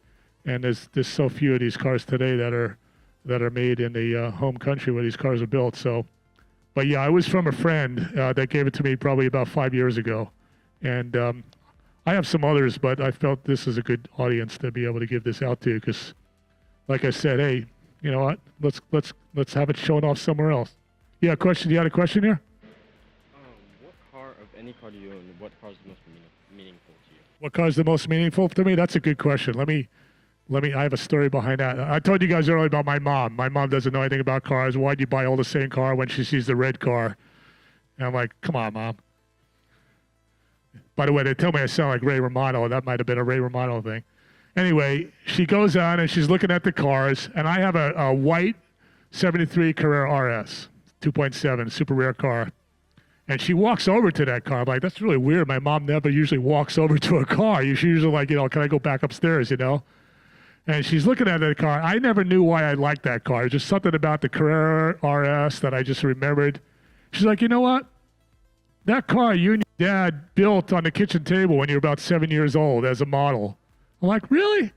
And that's so cool. I'm like, so that car is probably the most meaningful to me because she described why I like that car so much, and I totally forgot.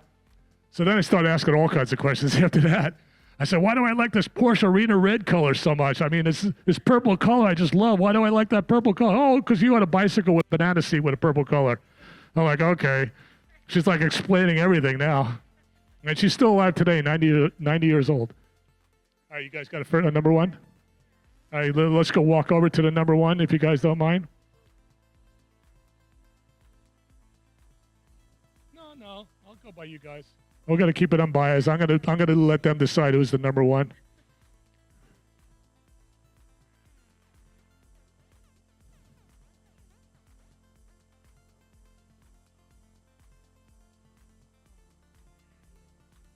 Okay, so we got a guy here that we thought was the most enthusiastic, really participated, super good, and where is he at?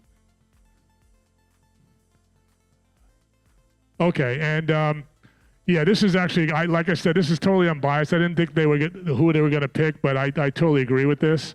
And I'm gonna hand this guy the car here. Goes to you. Yeah. Thank you. Let's give this guy a hand. Like I said, I didn't know he's the guy that built that GTR model for me. He's really into it. And I can't think of a better home to have that one go to, because I know you love these cars, and I'm super happy to give that to you. And yeah, you're welcome. These guys picked you, so I appreciate that.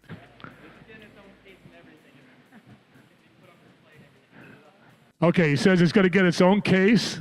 It's going to be put on display, and he loves it. So I think we got a good home for that one. Okay, actually, I want to give the book next. Okay, this is an unopened Ferrari F40 book that somebody gave me. I understand this is the best F40 book ever written on the F40. I think it's over 300 pages. Super detailed pictures in it. I think you can find these things on eBay or something, but they're the super good book. I actually have another one that I did open. This one's unopened, and I have to agree this is probably the best F40 book ever written on that car. So let's see who this is going to.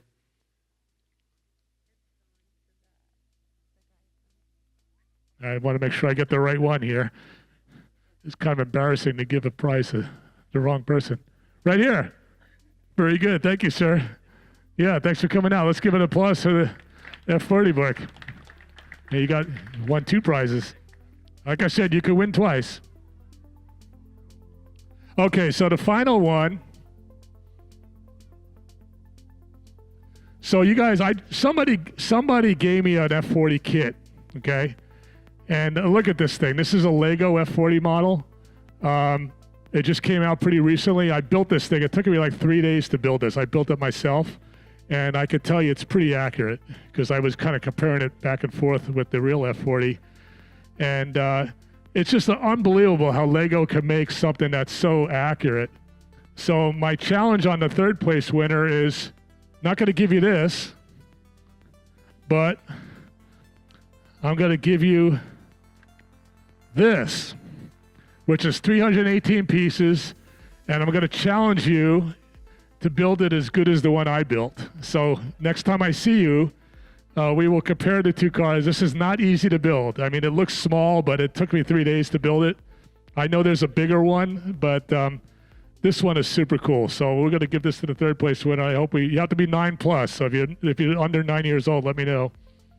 You might start swallowing these 318 pieces. The question was this harder to build than an F22 communication system? It was up there for sure. Yeah, I definitely had to bring back some brains that I haven't used in many years in my modeling days and my Lego days. But who do we have for this one? Oh, right here. Very cool. Yeah, I see him at the Rancho Santa Fe Cars and Coffee, so we'll be able to compare it when you do build it. Oh, you're that confident that you'll do it by next week. Oh, wow. He's very confident. Okay, we're officially done here, so I just want to see if anybody else has some final questions. And I know we went kind of late here, but I appreciate you guys all staying. Yeah, let's start right here. How many people do you think get to compare a Lego figure they built to the real car right in front of them? Yeah, how many people do you think could get to compare a Lego to the real car they built? You know, it's funny. A lot of my friends will not build that car, and they have these supercars. And, you know, I just felt, you know, I took it as a challenge. Let's see how accurate this car is. And I was blown away by how accurate it was. So, yeah, good question. I don't know any of my other friends that have built a Lego. They own Lego cars, but they haven't built them themselves. But I'm looking forward to seeing, there's little stickers on there you have to put on. They got to be straight. Okay, I'm sorry, go ahead. I had a question about one of your previous jobs, but could I ask you that? Yeah, we can go offline on that. Sure. Okay, here's a question, more of a personal question we'll ask. Anybody else have questions, and then we'll let you guys do your thing? Oh, yeah, sure. You guys have a pen? He asked me to sign his matchbox. That's going to devalue it a little bit. You guys okay with that? Oh, it depends. It depends on how much I become famous, maybe. If I'm super famous, then the value will go up. If I'm not famous, then the value may go down. So you're kind of taking a gamble with this. All right. He says sign it. Appreciate that. Yeah, it does. It comes with a book. Yeah, yeah. You would be really hard to do that without the book. There you go. Thank you for asking. That's very nice of you. Yeah, it's pretty hard. It's like 30 pages in the book. Yeah, it's going to be a challenge. 30 pages or so to put that thing together. Any other questions? All right, guys. Thanks for all coming. You guys have a great weekend. Appreciate you all staying the full 3+ hours. Or 2+, whatever we were here.